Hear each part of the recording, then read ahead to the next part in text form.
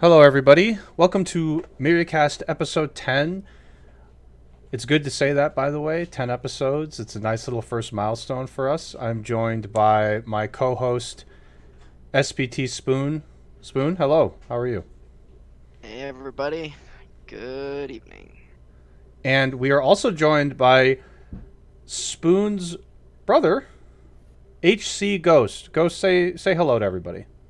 Hey everyone. So this week, Ghost is our guest. He and Spoon both have played quite a few of the Tales games, and honestly, I've played like two and a third about. So both of them will probably go through most of the games in more detail than I ever could. I'll just pepper in my thoughts here and there. And let me do the introduction really quickly. It'll be a little bit different than the other ones. I'm not going to necessarily talk about the YouTube, although I will mention to please support our YouTube, subscribe to it. We're posting videos there. Hopefully, we'll have some more content on there in the coming future. But for now, we're just posting all the VODs for these Myriacast episodes there, if that's your preference to watch there, as opposed to watching a Twitch VOD. Please also consider supporting the Twitter, the Myriathon Twitter, and also our own Twitters. We'll talk about that more later too. But most of the podcast related updates come from my Twitter, the Myriathon Twitter. Spoon does tweet and retweet all of the stuff as well. So my Twitter is at automaton89, and Spoon, yours is just at your name, S- correct? at SPT Spoon, yeah. Yeah, perfect. And also, I just wanted to round this out very quickly because I want to just get into it. There's just a lot of stuff. Uh, I think it's important for us, for me in particular, because this is sort of related to me, to talk about the fact that the Myriathon is creating a website, and also we're going to be definitely hosting our Myriathon. June Spoon, you're gonna have to correct me. June 8th to 14th, we're looking at tentatively. Can you confirm that, please, or like I give me a better believe idea? I believe that is correct. Yeah, June 8th to the 14th. The 8th is a Monday, the 14th is a Sunday, so hopefully we'll have enough content to fill a whole week. We're still working on the schedule. We hope to have it out by the end of the week, but that is the correct week that we are shooting for right now. Yeah, and we would really love to see you guys support not just us, but some of the stuff we do there. Everything we do is for good causes. So keep an eye out for that. I'm sure the Myriathon Twitter will talk about that, or we have a Discord. Check out down below on the channel page for Pretty information on that. pretty sure we're going to be supporting direct Yeah. relief for COVID because that is the topical thing to support right now. So, Right. yeah. Yeah, and the website. Just wanted to quickly, just because it pertains to me, because I'm building the thing. We're building a website. It's nothing necessarily too extravagant. It'll have information on all this previous stuff we've done. So if you wanted to know like what kind of causes we've been supporting, then you can just sort of head over there and see what we've done in the past. It'll also have some videos up there. Obviously, we put stuff on YouTube as well. But if you're, if you'd like to head over there on the website, we'll be putting some videos on there and maybe some other content. And if you want to know more about the Myriathon and the group that's involved, we're going to have a page for every crew member in particular for the Myriathon, and potentially we'll add on attendees at some point. That's actually in the later stages of work, so I'm very happy about that. And when it is done, maybe I'll show it off a little bit on my own, or we can show it at some point on this podcast for just like a brief moment. Okay, Yeah, we can have a show and tell on the podcast yeah, for a bit at some point, I think, when it's done. I think that's a good yeah, idea. when appropriate too. We're still in. I'm still in a few more testing phases of that. And yeah, that's the introduction. Like I said, please consider supporting us in the Marathon. We do put out this content every week. I also want to say one more thing. I'm sorry, I'm hogging all this space, but I noticed that, like, for example, just now, Blue Infinity 22 has hosted us. If you're interested in just like throwing us a host once in a while, we're very appreciative of that stuff. So thank you very much. And Spoon obviously just threw that to us as well. Thank you. And I finally, the usually do last. that. Oh, go ahead. Go ahead.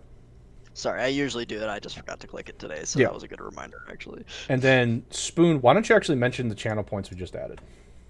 Oh yeah, so we added a few new not goals, but options you have with the channel points. Channel points are a feature that Twitch introduced I don't know, a few months ago, or sometimes late last year, I Something like want to that. say, something like that. Yeah, something like that. So we added a few Myriacast related channel points. We have ask a question for 1,000 points and request a topic for 5,000 points.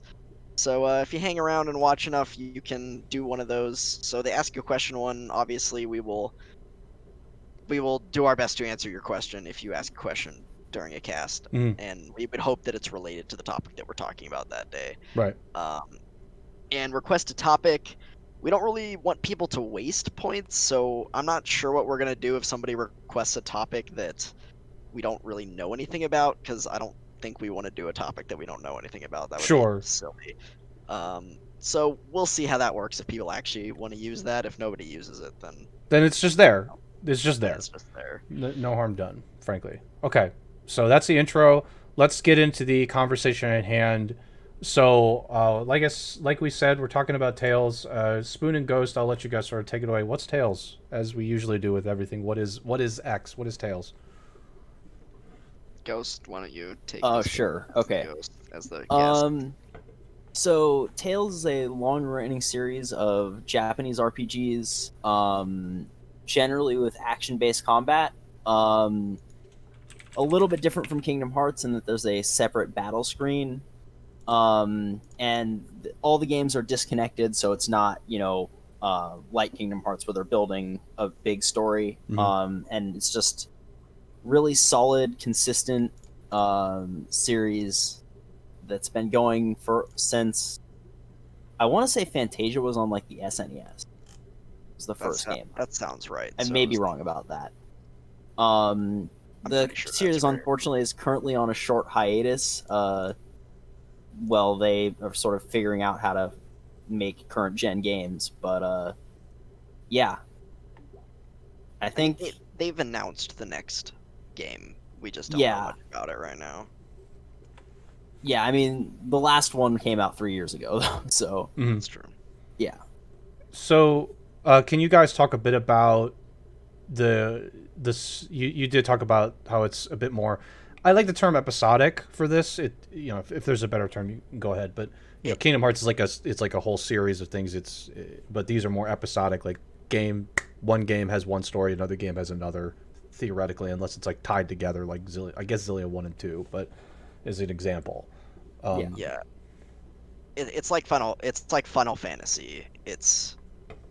I mean, it's they explore different things than Final Fantasy, but that's the best relationship I can make. Every Final Fantasy takes place in a different world with different characters. They have similar themes a lot of the times, and Tales does that as well, but it's basically an action RPG Final Fantasy. Well, I guess Final Fantasy is action RPG now as well, but Yeah. every The classic ones game aren't though.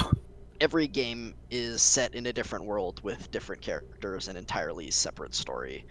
Except for the few that have sequels, like Exilia Yeah, 1 like- and there was Exilia 2. Yeah, Symphonia also has a sequel, but we don't talk about that. We probably will, but Yeah, we probably will. that one is not considered a mothership title. Yeah, and I guess like while we're talking generally, Berseria and Zestiria are actually related, but not directly. Oh, okay. Yeah. Yeah. Got it. Okay, Had a so Spectrum. yeah, I mean, just FYI to everybody, Spectrum's powerful today. So Spoon may be randomly freezing and stopping like his in mid sentence. Just it is what it is. We won't talk about ISPs on this stream, but it'll happen. Just be ready for it. So now that we have like a general idea of what the titles, the theme of the titles are, can we talk a bit about maybe certain? Let's talk about how we got introduced to the series. I think both of you should go on this, and then I'll just mention my introduction really quickly. So as Otto mentioned, Ghost and I are brothers. So the first Tales game that we heard about was Tales of Symphonia, which was released on the GameCube back in Ghost. Do you know the year? 2004, I think. 2004. Okay, yeah. So it was a couple years after Kingdom Hearts, which we talked about last week. Mm. And Nintendo, we used to subscribe to Nintendo Power when Nintendo Power existed, and they did a huge spread on it one issue. I think it was the cover piece on one of the issues, and it looked interesting, so we checked it out. We decided to check out the game. I think it came out over the summer in like June or July or something like that. So summer break, PogChamp, wasn't anything to do except play Yeah. Tales of Symphonia. And yeah, I think we both fell in love with it. The art style, the characters, the story. There's a big twist in that game about 10 hours in or so that for me at that time was like the greatest twist in media history at that time. For me, I was like, oh my gosh, this is the biggest story twist I've ever had, I've seen ever. So I mean, blew me so away. yeah, we Go can ahead. talk about that more probably when we talk about Symphonia, right? But Mhm. the only thing I'd want to add to that is that like Tales of Symphonia was really like what got me into JRPGs. Actually, like I had played a few before that. Like I mean, I'd played Kingdom Hearts, which I'd played Final Fantasy X, but like I had never cared about the story in a game until I played Tales of Symphonia. So even though like going back now, there are several games that I've played that have better stories than Tales of Symphonia. Like that was sort of like the gateway drug, if you will, for me. Okay. Yeah, I think. Yeah, I would agree with Go. I think that's similar for me as well. I think that was the first game where the story really hooked me. I can't remember a game before it that I remember the story very distinctly, to be honest. So Okay. Well, mine is even short. Is just really short. In college, I'm fairly certain Spoon was talking about Tales of Vesperia, and I said, "Yeah, sure, let's try it." Got about a third of the way in, realized how long it was, and at that time, I was not a fan of extremely long games. I'm not. I'm still not to a certain extent, but I'm more. I don't want to say tolerable, but I'm okay with longer games. But yeah, I played Vesperia for about 15 hours, I think, 10 to 15 hours, and I thought I was like more than halfway done. And I then I was I told no. I was like, I oh remember wow. this conversation pretty specifically. Well, maybe I'm misremembering, but here's how I remember the conversation. So you're playing Tales of Vesperia. You were enjoying it.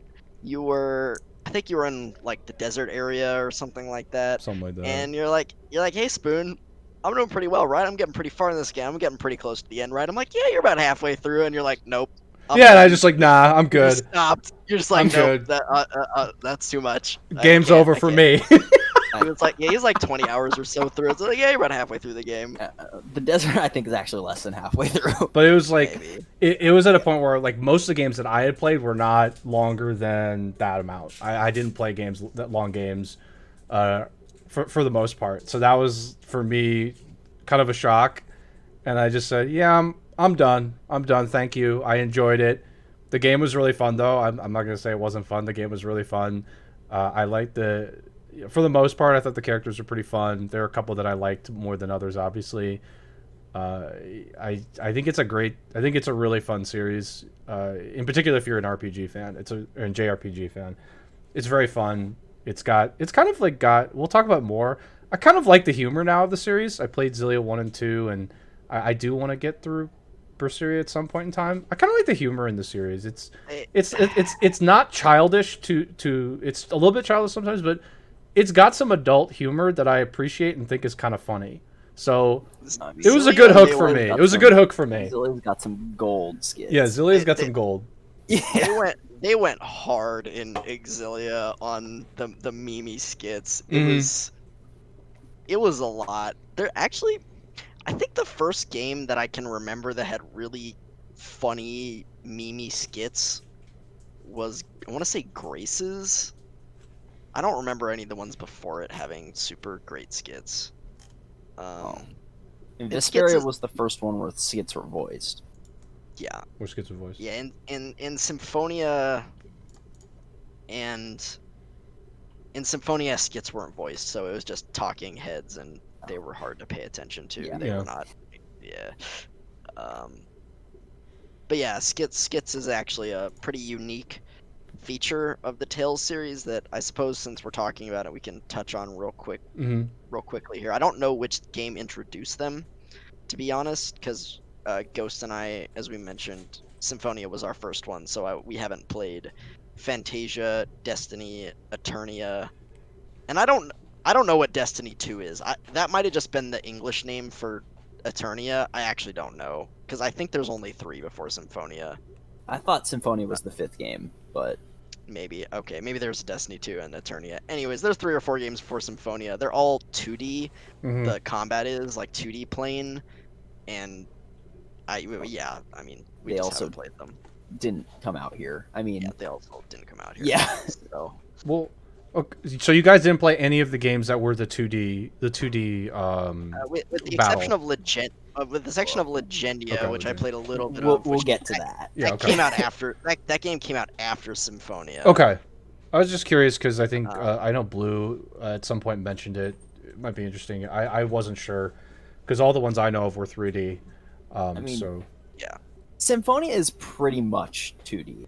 okay. Like you can't really like can you free run in Symphonia? No, you can't. Yeah, so you can't free run. It's like Yeah. a pseudo.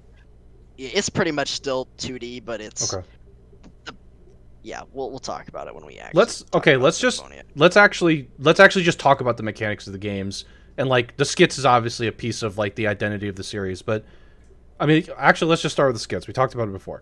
The skits in this game are unique to me, at least. Like I have never played a game with skits like this. I think at first I thought they were just silly and, if I'm being honest, a little dumb at times. But like I said, Xillia 1 and 2 for me, they were so much more fun to get through the skits. They're basically, it's like I don't some of them I think you activate. I don't know if they just happen all the time, but some of them you activate. Most of them you activate. Most of them you activate.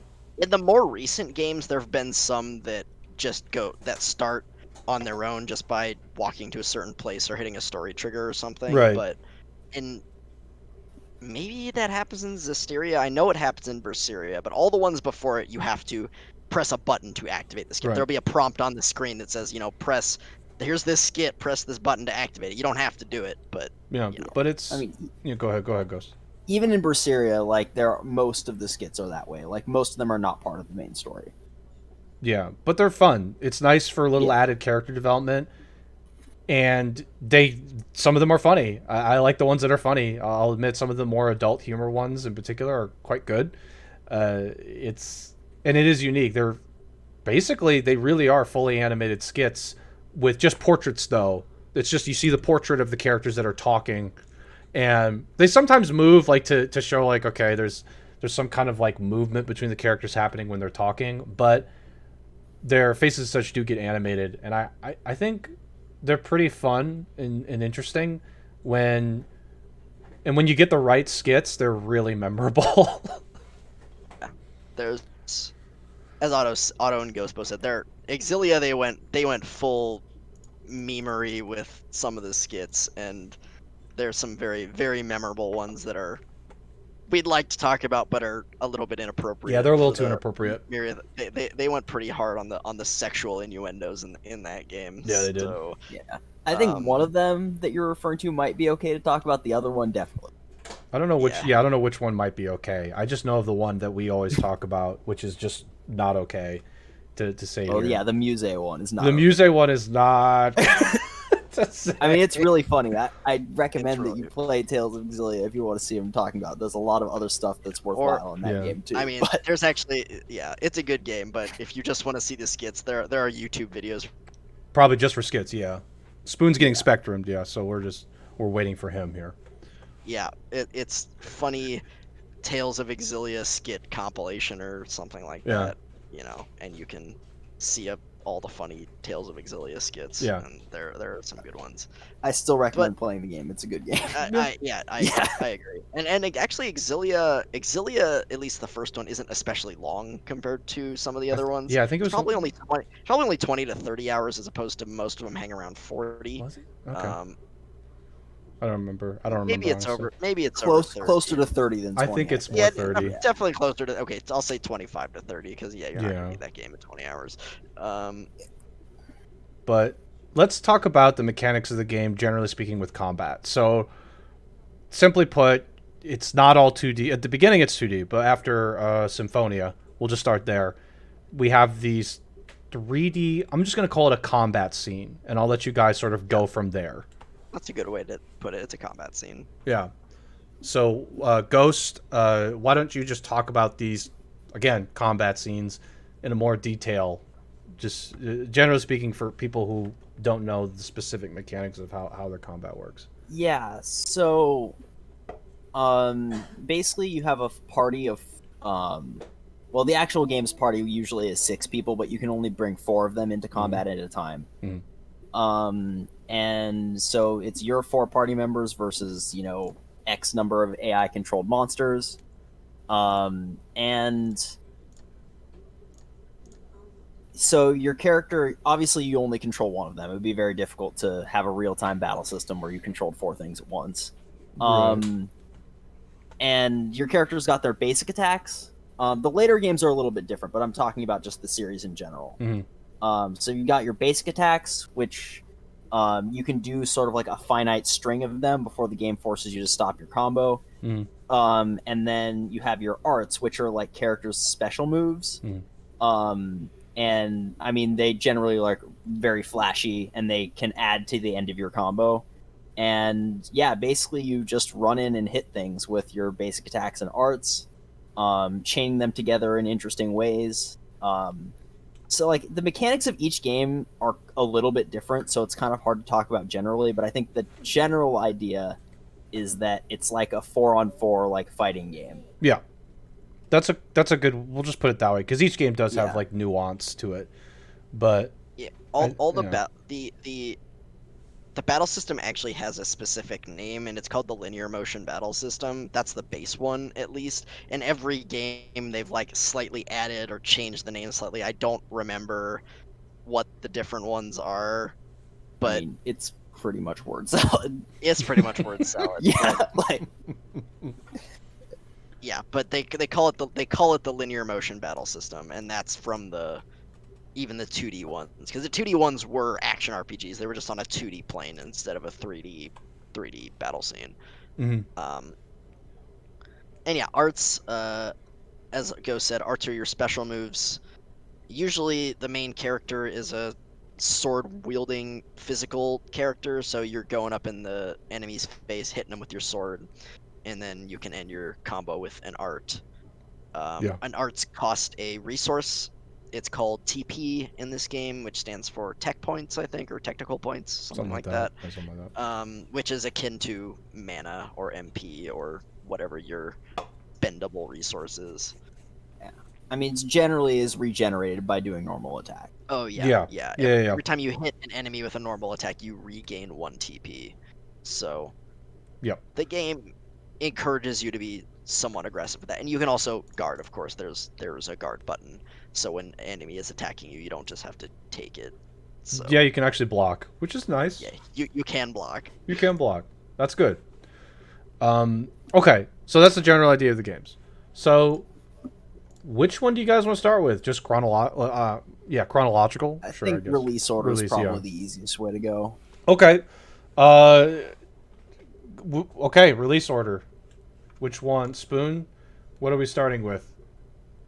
I mean, as I said, I think we mentioned the first 3 or 4, which are Fantasia, Destiny, Eternia, and Destiny 2. But we haven't played any of them, so I don't really have anything to say about them other than that I'm glad they existed, and the series has continued past them. And I'm glad the series has evolved past the 2D battle scene, because yeah, it's gotten a lot better.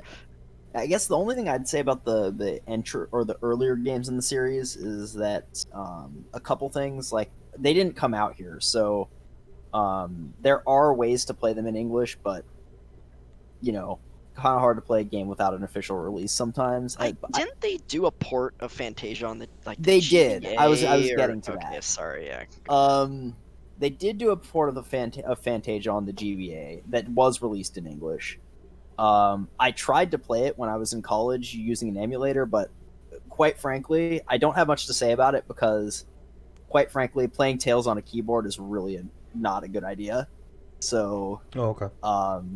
Yeah. Then I guess start with Symphonia, the one you're familiar with, I think, as the starting point, since both you started with that.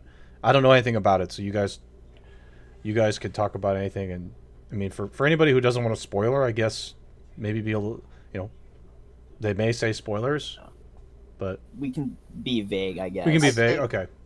I think we I don't know. Do we want to summarize the story of the games as we go through them, at least as far as we can remember, or do we want to just give a general overview and then talk about because last week with Kingdom Hearts we pretty much summarized the story. Of Yeah, all the we games. summarized the story, and that's a challenge, by the way. That's a real challenge. So I don't know if you guys want to summarize it. I would say go for it. If you guys want to be really general and just talk about bits and pieces, I'm cool with that. I think But there are some things about the story with spoilers included that I do want to talk about okay. in some of the games, especially Fair like enough. maybe with you, Otto, when we get to the games that you have played. Mm-hmm. Because I Sure. think some of the Yeah. the, I mean, the thing I'll say about Tales in general is, for me, they are JRPG comfort food. I've never played a Tales game. Okay, that's not true. Almost all of the Tales games that I've played, I've at least liked. There's not, there's one that starts with an L that's bad. yeah, Tales of Legendia is not good. But all the other, and I played it and I didn't finish it, so that tells you how much I liked the game. We'll talk about Legendia next. Yeah, Okay, we'll talk about Let's Legendia stick to next. Yeah. Symphonia. Yeah. because it actually came out. But So let's do Because Symphonia. I think talking about Legendia is actually fun. yeah, Tales is Yeah. JRPG comfort food. They're always good. They're rarely fantastic or exceptional, except for a few cases, in my opinion. But they're always good, as I've said, with the exception of,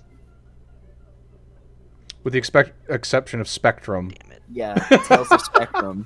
Even the few that I tell you that I don't really like that much are actually, they're still pretty decent. Mm-hmm. Like, just in comparison to the others, they're just not quite as good, in my opinion. But that's more general. Yeah. Anyways, Symphonia.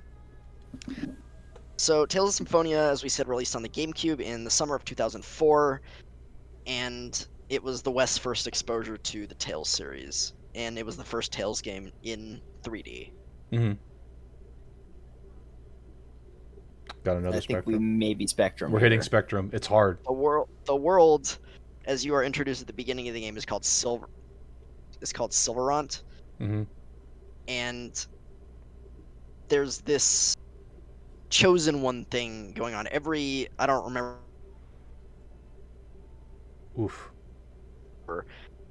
Basically, the land starts to die, basically, and the mana is drained from the land, and the chosen one, who is chosen by the angels, must go to the 4 towers in Silverant, light them, and then go to the main large tower in the center of the continent to regenerate the mana of the world. Okay.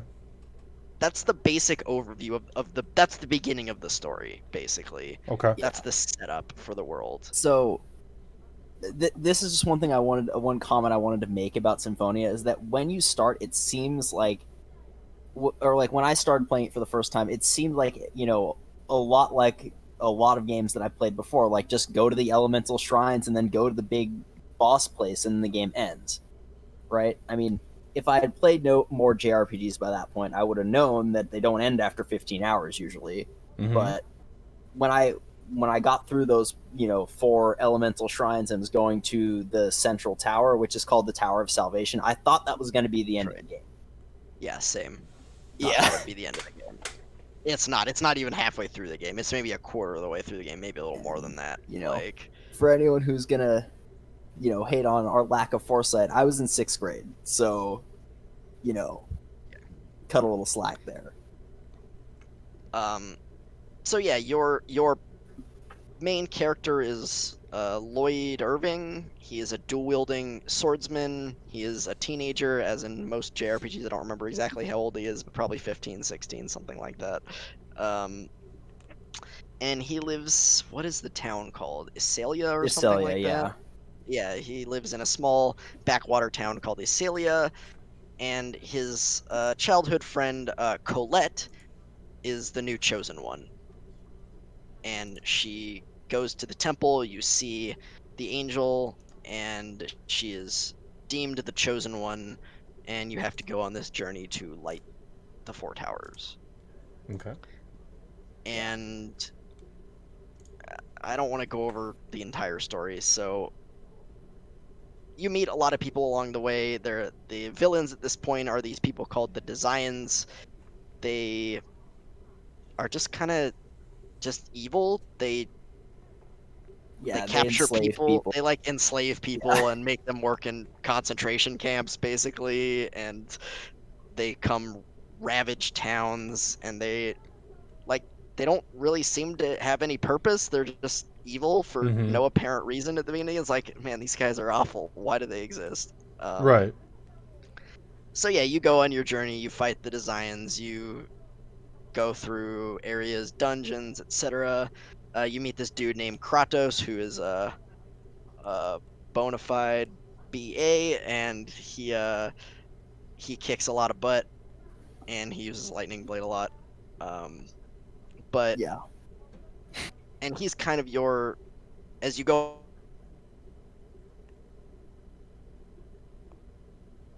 Getting Yep, we're getting body checked Spectrum. by Spectrum He's the again. he's the party's like guardian, I guess. Mm-hmm. Oh man.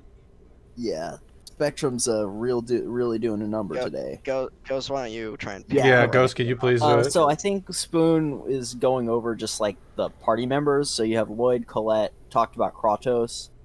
You have Genus, who is one of Lloyd's childhood friends and like classmates in school, who is your mage character. Rain, who's Genus's older sister and the teacher at Celia's school. Okay. She's your healer. And you meet a couple of other people along the way. But that group that I talked about is like who's available at the start. Okay. And then your villains are just, well, theoretically at the beginning, your villains are the Designs. I'm Yeah. sure villains are there's the somebody else, Designs but at the beginning. yeah, at the As beginning. Spoon was saying, there's a big plot twist when you get to the Tower of Salvation for the first time, that things were not as they seem. Sure. And from there, the umbrella of villains expands quite a bit. Yeah, Which is- basically again.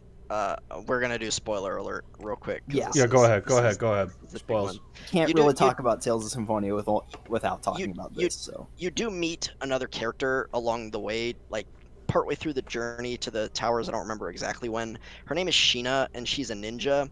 And she says she comes from another world called Tetheala, and that her world is is starting to die.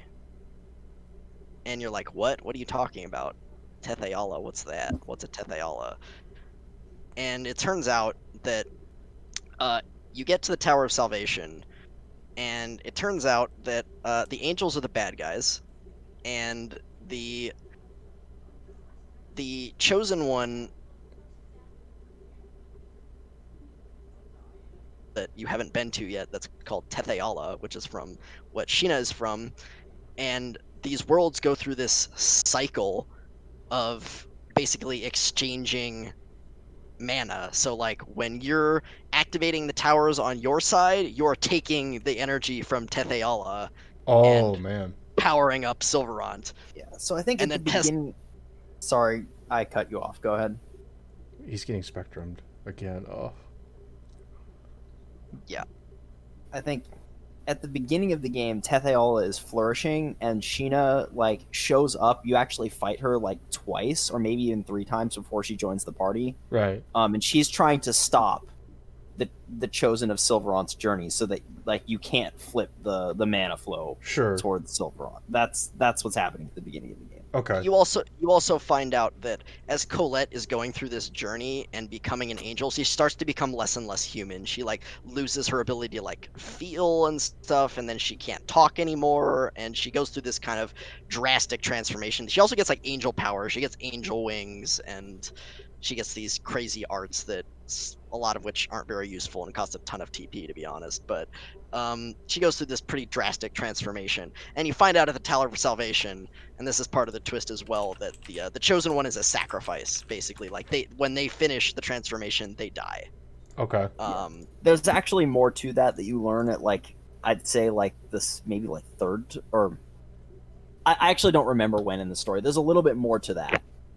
That maybe we won't spoil because that is like actually the end game. That's Yeah, not, let's like, not the do that. early game's twist. Let's not spoil But, full yeah. end game. I think if that's okay with you guys, because Yeah, like that's that's already fine. we already gave a pretty big one in my. Yeah, Like, it sounds like a that's big right. one. That's the big twist in the game. There are more. You end up going to Tetheala, exploring Tetheala. There are these like summon spirits that you have to collect at some point. Mm-hmm. Um, That's yeah, and I mean the angels turned out to be the bad guys. Okay. And that's kind of the gist of it. I don't remember a lot of the other details. It's been a while since I played the game. I have played it again since it came out, but it's been at least like 5 years or something like that. So it's been a bit. So this is a GameCube one, right? So you'd say this is a good, like generally speaking, a good game, right? Like we're just It's okay. a very good game. And as far as Tales goes, I say it's one of the better plots. It has one of the best stories of yeah. Mhm. the Tales games. Yeah, I'd say that even today, I think the story holds up. The cast actually isn't that great, with the exception of like Kratos. Okay. But like the plot is strong in Tales of Symphonia.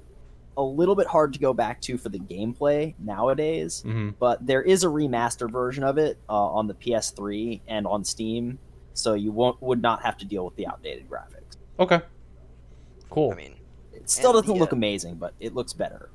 yeah, and the combat, as we talked about, is pretty standard Tales. It's a 3D plane, but as we kind of talked about briefly, you can't free run, which means that basically whatever enemy you are targeting, you can only run toward that enemy or away from that enemy. Oh, Or okay. you can jump you can jump and jump over them if you want. And if you want to move in a different direction in a 3D plane, you have to target a different enemy that is. Okay. Yeah. It's different from the 2D games in that not everyone is on the same line. So, Okay. like, if you have, like, a spell that targets one straight line, it's not going to hit everything. Got it. Yeah. Yeah, that's definitely. Yeah. Well, I mean, obviously we're going through it, so. Yeah.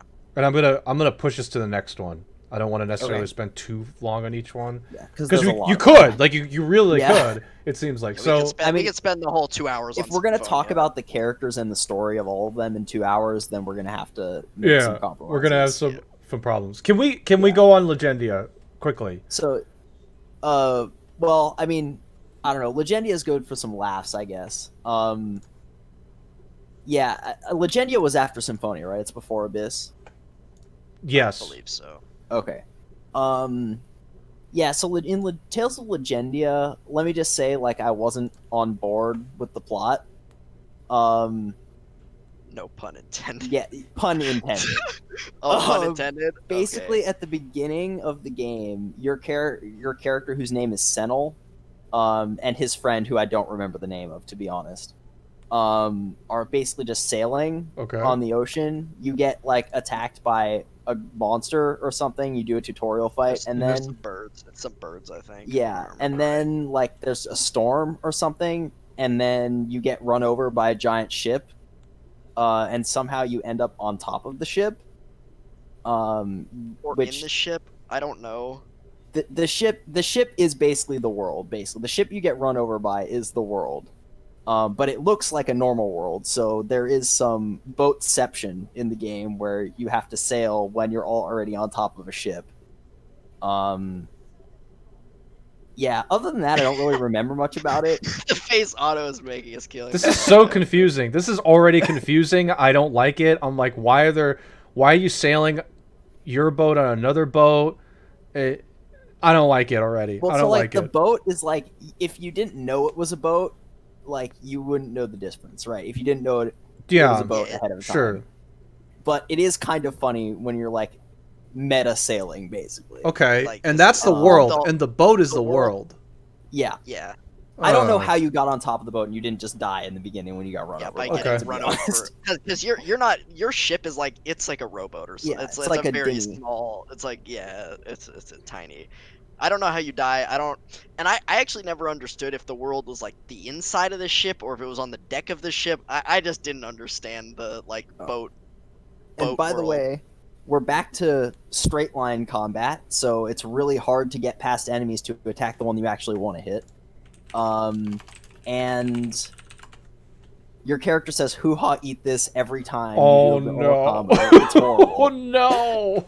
Hoo um, ha! Eat! Oh no! Oh Oh, eat man, this. it's that's just and okay, so you can take this with a grain of salt because actually maybe I shouldn't say this. Well, this is from a friend of the Myriathon that apparently in the end the story hinges on an incestuous relationship. But oh there you no. go. Okay. Oh Yeah, I no. don't I didn't get that far We in the didn't game. get that far. That's according to Mason, who's a friend of the Myriathon. But Yeah, um, it's Not weird. on The board. story's weird. It's hard to go back to the 2D combat after playing the 3D combat in Symphonia. It just didn't feel good. The characters weren't that interesting. The story was was about as good as Spectrum. Dude. into the boatception thing, Mhm. so I think we can move on from Yeah, Legendia. that sounds wrong in way too many ways. Le- Yeah, this seems weird. Legendia's at like Such a weird. Let me see. my goodness. Spectrum's strong. Basically, Legendia is pretty much universally hated. Like there are some people who Yeah, like it, but there's a it's a very small select minority. there's a very select few in the fan base that probably like Legendia like with anything, but Mm-hmm. most of the fan base agrees that Legendia is not a good game. We don't like Yeah. Legendia. Okay. Then let's move on. Abyss. I've got Abyss on my list here. Yeah. Tales of the Abyss. Okay. Let's do it. This one was on the PS2 and then later ported to the 3DS or was it DS? I don't Yeah, it's remember. 3DS. Um,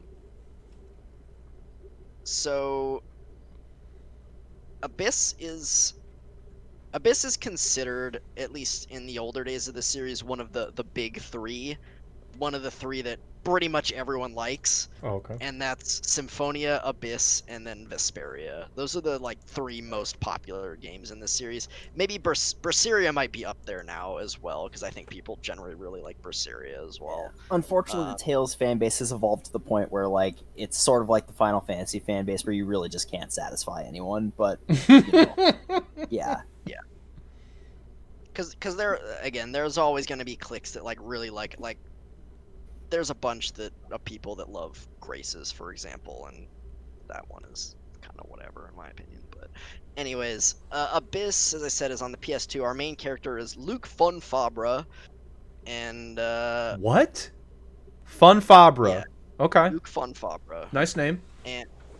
and I'll be honest, I don't remember a lot from the story of this game. I played it once.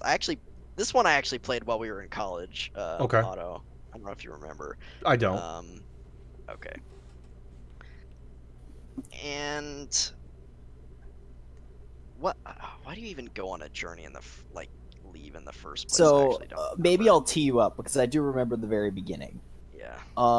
So at the very beginning, Luke is like basically supposedly the member of a noble family, but for some reason, he's not allowed to leave their house. Okay. And he also doesn't remember anything from like there was an incident where he was kidnapped apparently, and he doesn't remember anything before that or anything about the kidnapping. He basically remembers like getting back after the kidnapping and everything past that, but absolutely nothing before that. Okay.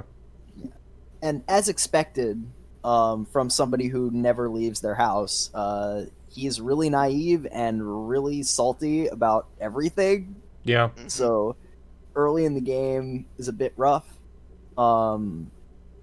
I guess like the only thing he really gets to do is there's like a sword instructor whose name is Vaughn, Mhm. who comes to the house and like gives him lessons every so often. Okay. Um, it seems like a irrelevant detail, but he's actually an important character. I won't say in what way because that'd be a major spoiler, but yeah, that's sort of like the beginning of the story. Okay. Um, so basically, after that, there's an incident where like Luke somehow gets like I don't remember exactly how, but he ends up somewhere that's not the house, and he meets the female lead of the game, whose name is Tyr. Okay. And they just start adventuring, and eventually, you come to this town called Exariuth, which I don't remember why, or I don't know why I remember the name, where like Luke, um, he's basically told by somebody that he should go to the mine in the center of town, and there's this like special ruin in the middle. Mhm. And he says like the magic words, which just telling you what the magic words are is actually a spoiler, so I won't do that. Okay. Um, and that basically when he does that, that region of the world basically just crumbles. And you end up in this like depths area called the Cliff Off, and that's sort of like the premise of the story is that like there's like an underworld beneath the planet's crust. Oh. I noticed a lot that like tale stories a lot of times have multiple worlds, and a lot of times part of the twist of the story a lot of times is that you're in one world at the beginning and you don't know about the other world, and for one reason or another, you find out about the other world. At this time in Symphonia, it's Silverant and Tetheala. In Abyss, it is kind of the overworld, and which is the main world, and then there's the Cliff Off, which is the Mhm. underworld. Yeah, that's also the reason it's called Tales of the Abyss. Fitting. But Also, yeah. the one thing about Abyss is Luke is very unlikable for the first 10 hours of the game or so, which is about when you get punched into the cliff off and stuff starts happening, because he's very spoiled, very arrogant, very naive, And very and salty. yeah, very. He's honestly a crybaby. He just throws temper tantrum after temper tantrum after temper tantrum, and he is so unlikable. The first time I played Tales of the Abyss, I actually stopped playing the game because I hated Luke so much. He's awful. Um, and I don't know if we want to go any deeper on the spoilers with Abyss. There's some interesting stuff with Luke and why he is the way he is, and stuff with the I villains. was And I was trying to avoid that one. Yeah. okay, That's a pretty major plot point. Um, yeah. and yeah, I mean, I don't remember like the latter half of Abyss that well, to be honest. So maybe we'll sort of move on. Like Okay. Abyss has the combat in Abyss is very similar to Symphonia. Like They there's did add one free wrinkle called there's free run also. yeah, there's free run and there's one wrinkle which free run in Abyss is actually really fast, so you can dodge a lot of stuff using it, which I don't think the devs really intended people to do, but Mhm. there's one wrinkle to it called Field of Phonons where like there are these like pools that sort of spawn on the battlefield every so often, and if you use certain arts within the field, it will sort of like transform the arts Oh, okay. into more powerful attacks. They're like elemental circles basically. Yeah, There's like the red one would be fire, and there's like a purple one for lightning, and the different elements. And not every art has it, but yeah, if you use certain arts within those circles, they become altered Okay. and mostly more powerful um, arts. That's a good utilization of a free run area to have like that stuff. That's a Yeah. pretty good And utilization. and yeah, this was the first game with free runs. You could hold the I think it would be L2 on the PS2 controller to basically, instead of having to walk in a straight line, you can just free run around the battlefield. And as Ghost said, it's actually pretty broken in that game. It's really yeah, fast, move really fast. and you can dodge stuff with it. Hmm. Um, the cast of characters it's not my favorite among the series. As I said, Luke is insufferable at the beginning, but he actually does go through a lot of character development and does become a pretty good main character, I would say. Um, Tyr's cool. I don't remember a lot about her. Um, and then you have Your Annis, mage, who I hate that yeah. character archetype. I mean, Annis is a lolly, and she rides this like giant teddy bear thing that beats stuff up. I don't remember what the deal is behind that. Okay. Natalia is like the princess. Yeah, she's the princess of Luke's the kingdom he's Yep. from. She's an archer, and then you have Jade, who is he's called the necromancer, and he's your mage. He's Okay. really powerful, and he's Also, very proficient in the use of word salad. yeah. There's he does a lot That's of common. I mean, techno babble word salad. that's pretty common Um, in some of these games. Sometimes, not um, often. as, Sometimes. as I said, Abyss is a game that is generally well liked among the Tales fan base. It is personally, and I think Ghost agrees with this, my least favorite of the big three, being Symphonia, Vesperia, and Abyss. Um, for a lot of people, it's their favorite. Hmm. Some people really like Tales of the Abyss. I mean, Um, Abyss, I do think the plot is really good. It just there are sections where it drags pretty hard. yeah, I mean, Symphonia is that way too, but like I don't know. I have like first Tales game bias on Symphonia, I guess. So yeah, like there are some parts in Abyss where I felt like the plot really should be going hard right now, and there's just nothing happening for like 10 hours. Abyss is a very long game, Okay. so yeah, that can be good and bad, right? Yeah, I mean, it's commitment. Gotta I think commit. there's a few things about the combat that like a few more mechanics about the combat that we kind of forgot to mention earlier.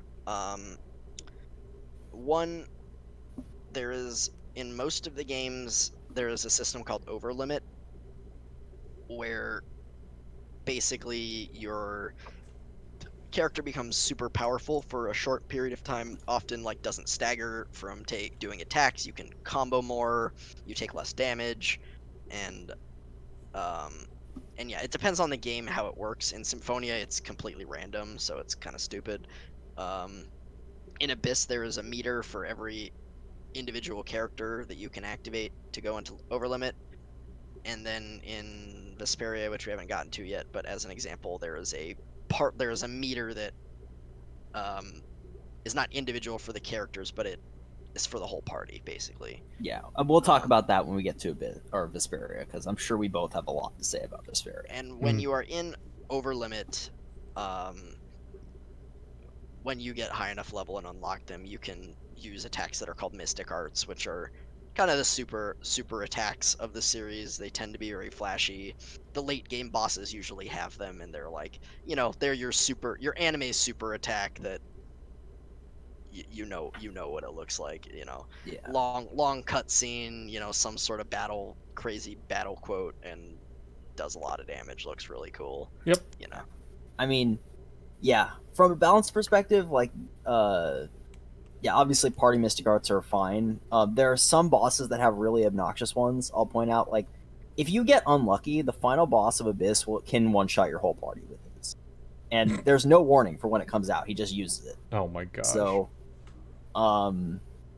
that's yeah, it can be a little obnoxious there, Yeah. but uh, Again, it's been a while since I played Abyss. It's been at least like 8-9 years since I played Abyss, so I just don't remember it that well. And it's yeah, not I one of mean, my it's one of the favorites. ones where anyone who's in it, they're dead. So like, if you get unlucky and everyone's gathered around him when he uses it, you're gone. Oh Like, yeah. God. yeah. That's just super. Remember, unfortunate. 3 of your 4 party members you're not controlling. So And sometimes they just sometimes they run it down. yeah, sometimes they just do their own thing. You're like, okay, that's it. Thanks. Yeah, and there are also items in the game which the way they do items is a little bit interesting in these games. There's obviously healing items, and there's TP restoring items, and there's reviving items, status cure items. But when you throw an item, there's usually a timer that's usually between like 3 and 5 seconds where you can't use another item. So you can't spam. I mean, can kind of spam items, but you can't just keep throwing items Right. constantly. You have to Sure. wait at least a few seconds I mean, where you can use the- another item. The games are balanced in a way though where that's kind of necessary, right? I mean, like, in Tales of Symphonia, if you couldn't use a lot of items, you wouldn't be able to win because the massive spells, there's really no way to stop them from killing you. Mhm. Like, So yeah, those were just a few mechanics that we forgot to go over in the battle mechanics section. Okay. I think we can move on. We can move on to the next game now, which is Tales of Vesperia. Yeah, let's move to Vesperia, actually. Let's just do that one. Uh, Otto, why so, don't you haven't been talking that much? Why don't I know it's been a while since sure. you played it, but why don't you give Sure. us Why not? your thoughts I'll on try. Vesperia from what you've played?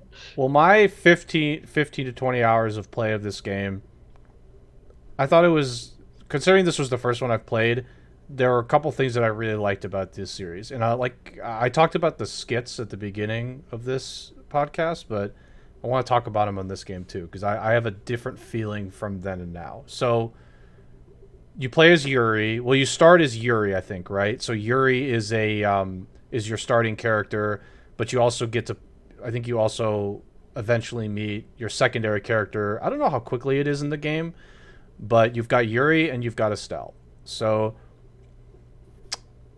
I think with Yuri, he for one, I was surprised that he was older. He's like 20, past 20. He's definitely He's older. like 21. He's 21. So he's older. Like he should be running a store theoretically. Mhm. So this That's is like ancient in JRPG Yeah. terms. His adventure in life is done. He's got to pack it in. right, which is weird because with JRPGs for the most part, you don't really play as older characters that are not teenagers because they've just like that's the big trope. And for me, I actually don't necessarily like this thing. I understand why everybody's a teenager because there's a certain audience that plays this that's got the younger characters. I personally like now that I'm a boomer, I'm kind of upset at it. I'm like, wait a minute, why Yeah, can't I do stuff? I think it's a trope that should go away, to be honest, because I understand it from, when these games were coming out, Mhm. and a lot of the audience for these games was younger, like teenagers, kids, maybe young adults at best. But now that a lot of us that grew up in the 80s and 90s and grew up on video games and stuff are actually older, we're in our 30s, 40s, whatever, 20s, 30s, 40s, that I think they can make some older main characters in JRPGs. More Yuri's would be nice. I think he's pretty good as a character. I usually when I would play these games, I wouldn't necessarily expect him, to be honest. I expect a bit more of like he's a generally a good guy. He's going to go out of his way to help people. I don't know why I think of a shining knight, and Yuri's not really that. You're thinking lawful good. I'm thinking lawful good. Yuri's not lawful good at all. Maybe neutral good. No, but, yeah, he's really not, which is good. I mean, it makes it more interesting by comparison when you're dealing with a character that maybe isn't the type of person that's going to go out of their way to help somebody. He might actually question the intentions. So I liked him from the outset, and obviously you guys can touch on it more.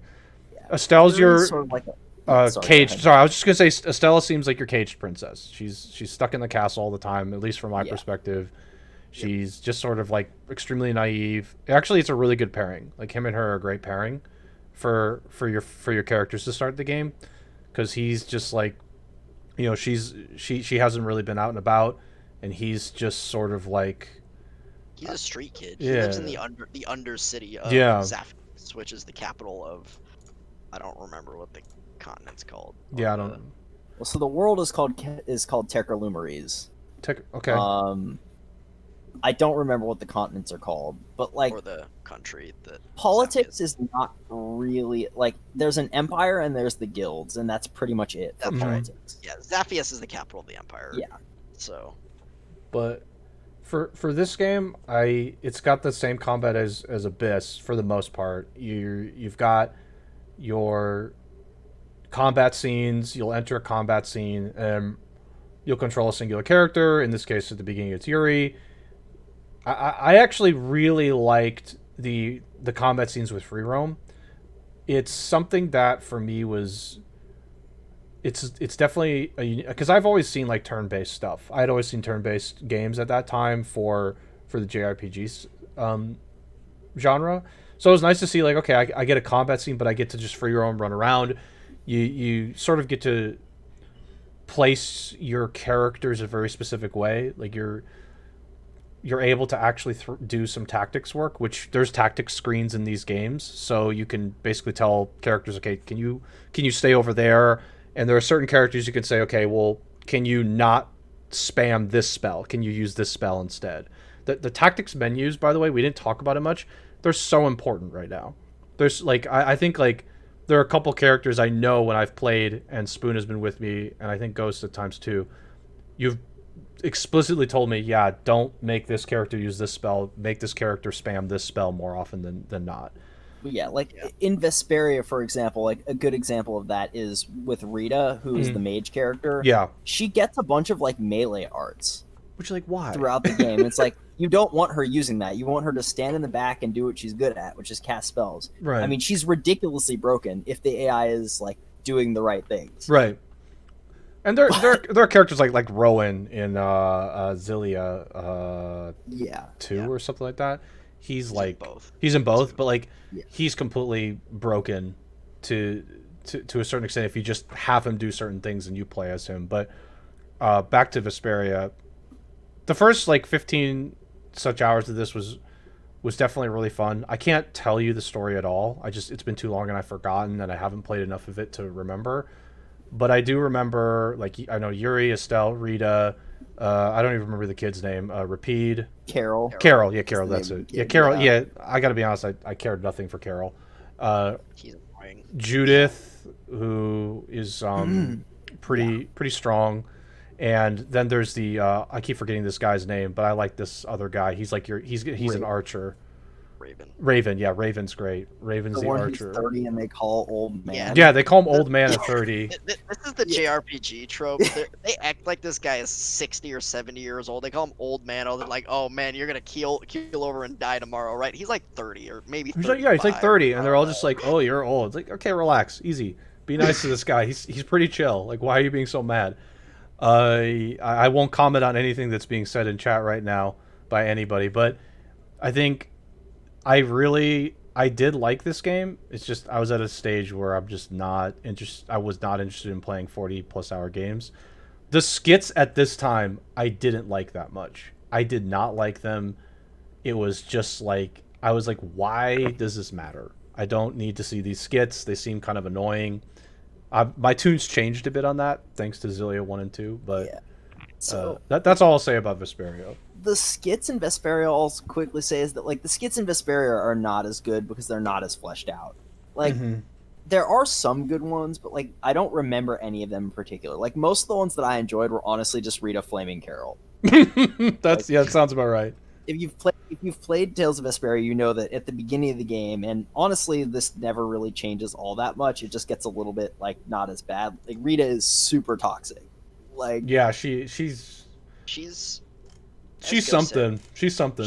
She's your mage character, and she is basically a mage prodigy. She's a genius, and she kind of touts that and acts like she's better than everybody because very condescending. Yeah, she's and not afraid to say what she thinks. Yep.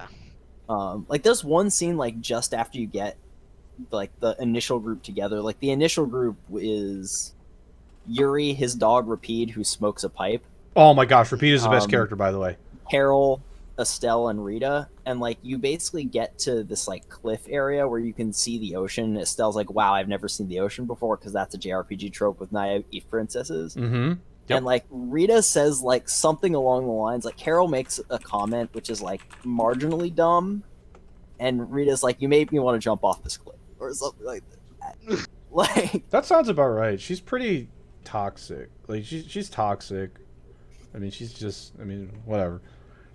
She also wears different colored and like different styled socks, which I want to mention this because it makes me irrationally upset. Her outfit makes me angry, and I want people to know that it does. I mean, she's supposed to be quirky, so that's. She is eccentric, to say the least. I've said my piece. The socks make me angry. If you want to know, just look at a picture of it. Not a fan. Match your socks. Match your socks. But well, I mean, I don't know, this might trigger Otto even more, but like one of her socks is like a thigh length sock and the other one is like a normal sock. Oh, So it's even worse yeah. than you think. Yeah. I remember mean, that, and yeah, And they're it's also like one's striped and one's solid or something like that. there's no So excuse. it's Wear crazy. matching socks, please. Please do it.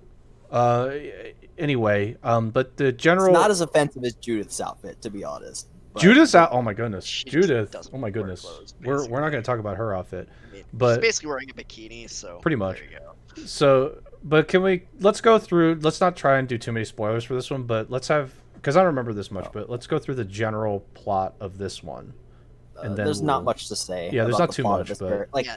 Vesperia is not known for its plot. It's known for the cast of characters, Yuri as a protagonist, and the combat. yeah, Like, yeah. the plot, I will basically say the main thrust of it is like an environmentalist type theme, where like basically the Blastia, which are their way of like, are basically the source of magic in the Mhm. world.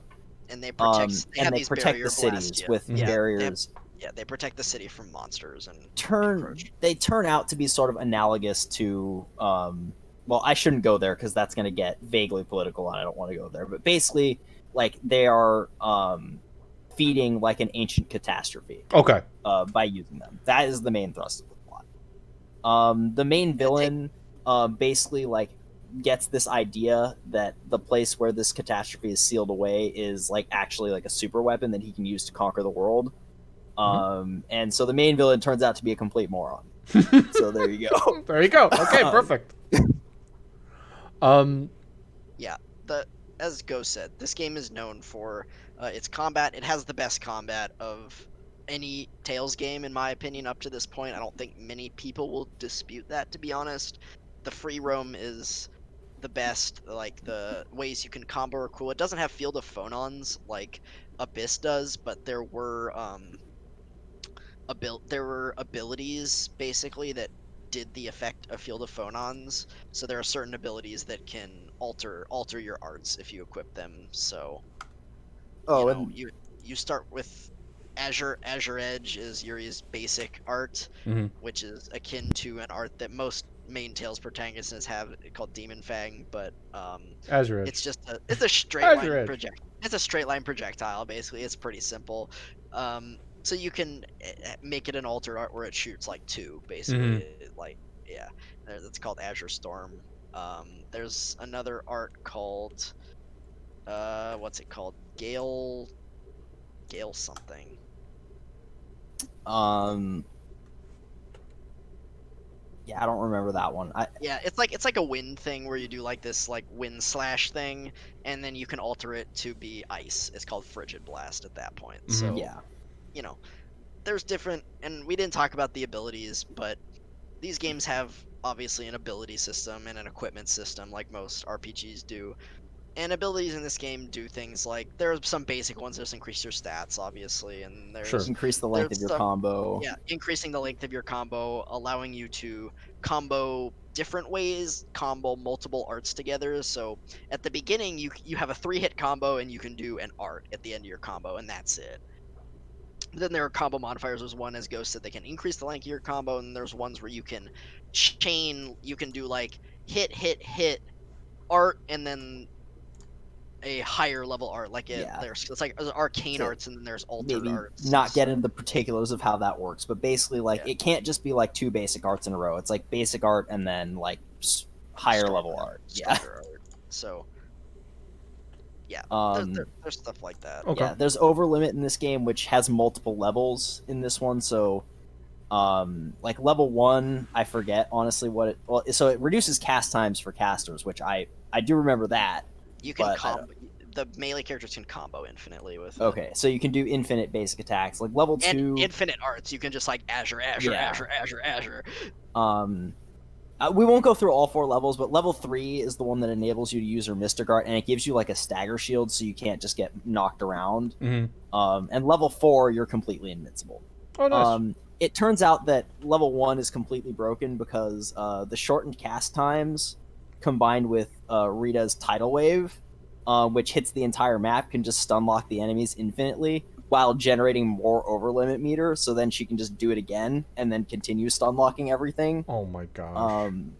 So There's yeah, there's some broken stuff in this game with level 1 over limit. Like, you can do infinite combos with Yuri as well. There's a couple of arts that aren't really very good if you don't use them this way, but there's an art called Shining Fang. Shining Fang, where Yuri, like, Yeah. he spins his sword and knocks the enemy up into the air. If you get an enemy in a corner and you level 1 over limit and just keep spamming that, you literally just stun lock them, knocking them up into the air with this art. Yeah. And It's it's like really stupid. the enemies have like barriers where they can like stop staggering, but Mhm. they can't use them if they're not on the ground. And that's why these combos work. Like Tidal Wave knocks enemies like slightly up into the air constantly, so they can't do anything. Mhm. Shining Fang, like basically all you have to do is knock them up in the air with another art, and then Shining Fang repeatedly, and they just keep running into the sword like a buzzsaw, and they can't ever get out of it. It's Okay. definitely a very breakable game. So yeah, the combat system is very exploitable if you know how to, but generally it's very fun. The tactics menu actually in this game is the best tactics menu of any Tales game ever, in my opinion. They've not done it that well since this game. There's options for basically like all your party members. You can tell them there's a bunch of different commands. There's like heal, there's use spells, there's attack a different enemy, attack the same enemy, attack multiple enemies. There's lots of different options there. There's like conserve your TP, conserve your HP. There's a ton of options in the tactics screen. It's really good. Mhm. I guess like the comment I'd want to make about Vesperia's tactics menu is that yes, it is the best one. It's the most detailed one in the series, and for once, the AI actually abides by it. Yeah, Like that's true. in the other games, there are a lot of times where I'm telling like, okay, mage character, you got to stay away from the enemy, and they run it down anyway. Like it's like It's like, okay, go in. Go in. Yeah, that definitely happens. By the way, they just don't stay away. But yeah, as Ghost said, the strength of this game is the combat and then the cast of characters. Yuri is the most interesting Tales protagonist we've ever had. He is an undercity kid. He doesn't really care about the law. Yeah. He just wants to make the world a better place for people like him and the people who knows, which are like the poor people in town, basically. He's basically Bernie Sanders. Like, well, I mean, I'd say he's like Batman, but he's like Batman. He's chaotic good. He doesn't mind getting his hands dirty. If he has to take out the trash, he's gonna take out the trash. There's a few points in this game where you have there are some villains and you're like, man, this guy's awful. Like, comically evil. and he's like gonna get away with it. like they're like doing slaves, and they're a lot of times these characters are knights or something. They're within the system, so they don't really have much repercussions, and you're just like, all right, and he just straight up murders them, like, no ifs, ands, or buts. He's like, nah, this guy's gonna get away with this. They're not gonna do anything. This person's been a scumbag. They're exploiting their one of them's, or pretty early in the game, he's like a mayor of a town basically, and he's just doing all these awful experiments, awful things to his people, and you catch him, and then you find out that, I don't remember, they like cut a deal with him. They're like, he's gonna get away, and Yuri just goes out in the middle of the night and just murders this guy. It's just Woof. like, yeah. Yeah, and then one of his friends, who is part of the Knights, confronts him about it, and he basically tells him to, words that I can't say here, but He just says, "Go away." Like, yeah, what are you gonna do about it? It's like, F off, dude. F off. Yeah, Yeah. screw you, go away. Like, you're not Yeah, gonna do anything and about it. and the game has this kind of foil between Yuri and Flynn. Flynn is a knight, and he's trying to rise within the ranks and change the system from within. Like, Flynn knows that it's broken and there's issues, but he doesn't want to break the law. He wants to change the system from within and make it better while abiding by the law. And it's like, Yuri's like, nah, we ain't got time for that, dude. Yeah, he's just like, it's not gonna work. Not gonna work, bud. Welcome to Tribe. Yeah, It's not gonna work. Yeah, so I like the other characters too. The one, like, I'll just put out the one major criticism. Like, I like all the characters except for Carol, and I hate Carol. Rita earns a lot of points for putting him in his place. Carol's annoying. He's just annoying. But the one, Carol actually has an interesting story arc. Despite he's just so annoying at the beginning of the game. Like, he is an annoying character, yeah, but he actually does have a pretty good story arc. I'll just throw out like the one major criticism of the game is that party really doesn't have a reason to stay together for most of the game. They just do because, like, Rita has this research project she's doing, and she's just going around, like, and she just decides, oh, well, it'll be easier if I'm with the party. Mm-hmm. Yuri and Carol, like, create a guild, and they basically accept a job to escort Estelle somewhere, but the other characters basically have no reason to be there. Like, I guess Raven is, like, contracted by another guild, but that's a spoiler. Yeah. So, like, you don't actually know about that. So, like, for a big part of the game, like, especially Judith, like, there's no reason for her to be there. Like, she's just kind of there. Mm-hmm. But, yeah, so, like, that's, like, the one major criticism of the game that I have. It's, like, the party, like, I like all the characters, and I like their interactions, but, like, the actual reasoning behind them being together isn't really there. Yeah. Like, solidly. Yeah. And there's a couple times where it seems like they're gonna break up, and then they just don't. Something happens in this story, and it's like, and they just keep going. It's like, all right, whatever. Yeah. Okay. All right, I think we've spent enough time. Onward. Yeah. Onward Grace's. to Grace's. Yeah, or Grace's F, which is the one we played. Yeah, I Yeah. mean, do we want to talk about the future arc? Because, I mean, we'll talk about it briefly. We'll get a few more memes in. Grace's was originally released on the Wii, only in Japan. It didn't come out here on the Wii. And then they ported it to PS3, and it was released here. There was a long hiatus between Vesperia and Grace's. Yeah, It was what, so like 4 years? I, or so? I do remember the month. So Vesperia came out in August of 2008. Grace's F came out in the US in March of 2004. Or Okay. 2012, I mean. It was 4 years later. That's why I said 4. But, yeah. So Grace's it's one of those very divisive Tales games. There is a segment of the community who swears by Grace's, and it is their favorite game in the series just because of the combat. Yeah, I don't think I've seen anyone defend the story. Yeah, I don't think anyone defends the 'Cause it's story not in this good. game. It's kind of bad. And the main character is literally a cardboard box. Like, I think a cardboard box is more interesting than Alex. Oh my goodness. Just for Otto's sake, he's the exact type of character that, like, lawful good, like, idealist young kid. Yeah. He's the exact type of character you don't want to see. Like, Yeah, they're just not interested. You just don't Yeah, want to like- see it. You don't want to deal with it. In a certain box, it works, but for the most part, when you get a lawful evil character, or excuse me, a lawful good character in your party in your game, it's just like it needs a right slew of components to make it work. Like, they need a character flaw. Yes. And Asbel just doesn't really have that. Like, he's just sort of like the good boy. They also just need somebody in the party too, just constantly challenging them with their opposing alignment. Otherwise, it's just boring. It's like, okay, well, Sorry, no one opposes you. I kind of cut Spoon off there. Like, you were about to talk about the combat, right? no, I was just giving a general overview. Okay, good. Continue. So, where was I going with this?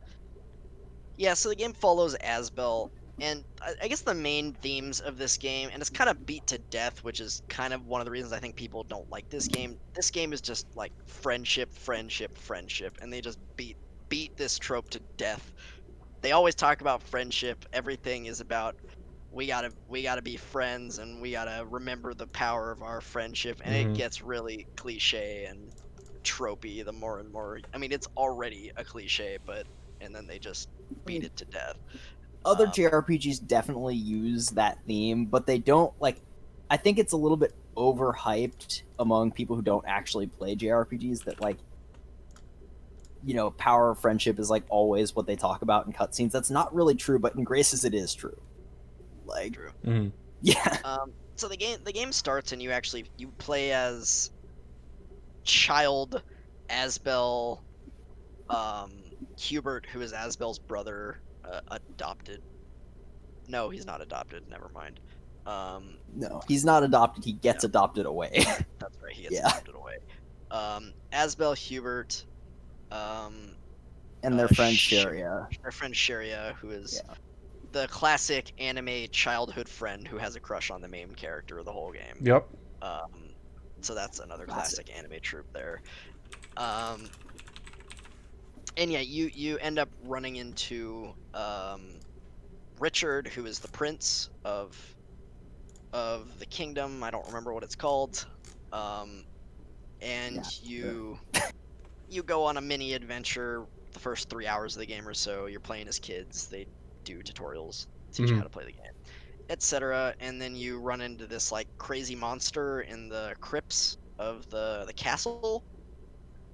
Um, and you like get knocked out, and then you wake up and everything's fine, and you're like, all right, whatever, that was weird. Okay, so do you meet Sophie at that point too, right? Like, does she save you? I I don't actually think remember. so. I don't remember the story of Graces very well. Yeah. I just So remember at the end of the child arc, Asbel just like runs into the main city and like just charges into the knights like quarters and just says, "I want to be a knight," and it happens. It's really dumb. so yeah, you follow Asbel, and yeah, he ends up becoming a knight.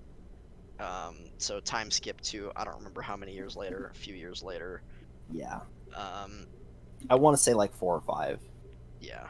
but Asbel's training to be a knight, and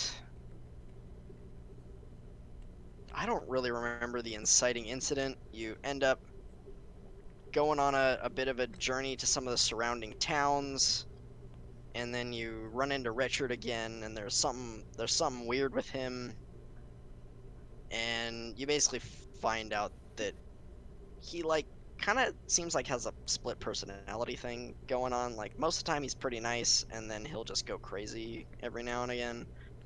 So yeah, that's weird. Um, what else? and I don't then know. nothing happens for like 20 Yeah, hours, and then and nothing then a happens. really And then, unsympathetic villain appears. yeah, Um, there's another world as per usual. yeah. Well, this Um, time it's the moon, but yeah, it's The moon. or moon? wait, What? is it main? I think it was like the main world is No, actually yeah, the moon of the the main main world planet. is I the mean, moon Oh my of gosh. Okay. Fodra, which was a which is planet that, dead now, but yeah, that's Fodra has been ravished by, I don't even remember I mean, what. so we don't really remember the details, but it wouldn't matter if we spoiled any of it because the game does that for us. So that's It's actually if you really want to be funny. spoiled on Tales of Graces, just play Tales of Graces. Yeah, the game, it has a few things that you'd think would be good plot twists, like Richard ends up being basically possessed by a demon and is evil after the child arc when you meet him again in the once you get the main game going. But they There's a basically betrayal that happens later in the game that the game that literally tells you is going to happen right before it does. they have a couple of plot twists here and there. Like, oh man, that would have been a good plot twist if the game wouldn't have told me it before it happened. Also, So yeah, the possessed by demon plot twist, that doesn't really, I don't know. I don't like that as much Oh. as a plot twist, but maybe I have the to play demon it. also is supposed to be a sympathetic villain, but it's Okay. really not. I mean, there's more to it than that. Okay. I just don't really remember. Got it. Anyways, so the combat is the main thing that people love this game for. It dumps TP, so TP does not exist in this game. There is it's not really a resource, but it's called a CC, which is It basically just is how long you can keep attacking before it's you like, have to yeah, pause. it's like chain count Like or chain something. combo or something Yeah. like that. Yeah. And it's how long you can combo basically is your CC. And you can also quick step in this game. So if you're guarding and then press a direction, you can quick step to the left or right around an enemy or backwards. You can dodge with that. And there's some crazy combos you can pull off in this game. People always touted this game like, oh yeah, you can play this game on the highest difficulty on new game and like beat it if you're good enough. If you're good enough at the combat, you just dodge you never take any damage and you just kill everything. I mean, so like the arts tree, I think was the main thing though, right? Where it's like there are no normal attacks in Tales of Graces. It's just like your basic attack button does an art, and like you can sort of customize it with. You can sort of customize your combo by pressing different directions as you hit the basic attack button, and like it plays a lot like a fighting game. I think is Yeah.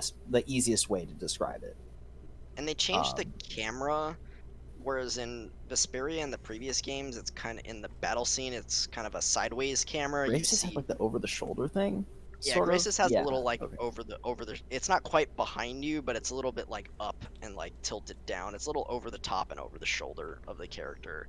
I mean, Um, I think the core of the combat in Graces is actually very well made. The problem is that, at least for me, is that the AI is really bad with most of the characters. yep. And Except there's for a dodging, they're just god tier at and dodging. nobody is tanky in Tales of Graces. Like Yeah. there's a character that has like thousands of HP but has no defense, so he gets one shot at anyway. So because there's no TP, you can spam resurrection spells. So like you usually get through the fights. It just can be really frustrating sometimes, where it's like, oh well, I just got one shotted because you know the enemy broke out of my combo and just slapped me in the face, and a stiff breeze will knock down all the characters in Tales of Graces. So And there are some just awfully designed boss fights. the boar, who is underground most of the The fight, boar. Oh god. Yeah. There's this boar boss fight where the first half of it isn't too bad, but once you get him like relatively low, he just keeps burrowing underground and going up Sheria's butt and killing her. And it's just off. Like you never get to attack him in the second half of the fight. It takes forever. It's obnoxious. That fight is awful. There's another fight against a humanoid enemy later, which is a little bit of it's one of those spoilers that the game spoils for you. But yeah, where the boss has an aura, yeah, the boss just so has an melee aura characters are useless. around her. So if you stand around her, you just take damage and get staggered. So your melee characters, you can't hit her because you just take damage and Nice. get staggered. So Love it's that. stupid. And then there's one boss in the future arc where you're fighting like 20 enemies at once. That's fun. Oh, God. And Sounds the horrible. F arc, which is something they added for the PS3 release after the Wii version. It takes place again. I don't remember how long, maybe a few years after the main game ends, and it's just bad. The dungeons are awful. The bosses are awful. The story's kind of, I mean, it's a fine extension of the main plot, I suppose. But Yeah, it doesn't make sense, or it doesn't make up for the awful bosses, the nonsense labyrinth of disorientation, the automatic status effect dungeon, the lasers shooting you. It's just not. That's to say about that. yeah. So yeah, that's Grace's. I think we can move on. Okay. Next is Xillia series. Xillia 1, or which again you've played. So. You've played this one. Yeah, I played this so why don't one. you I've do played the, it.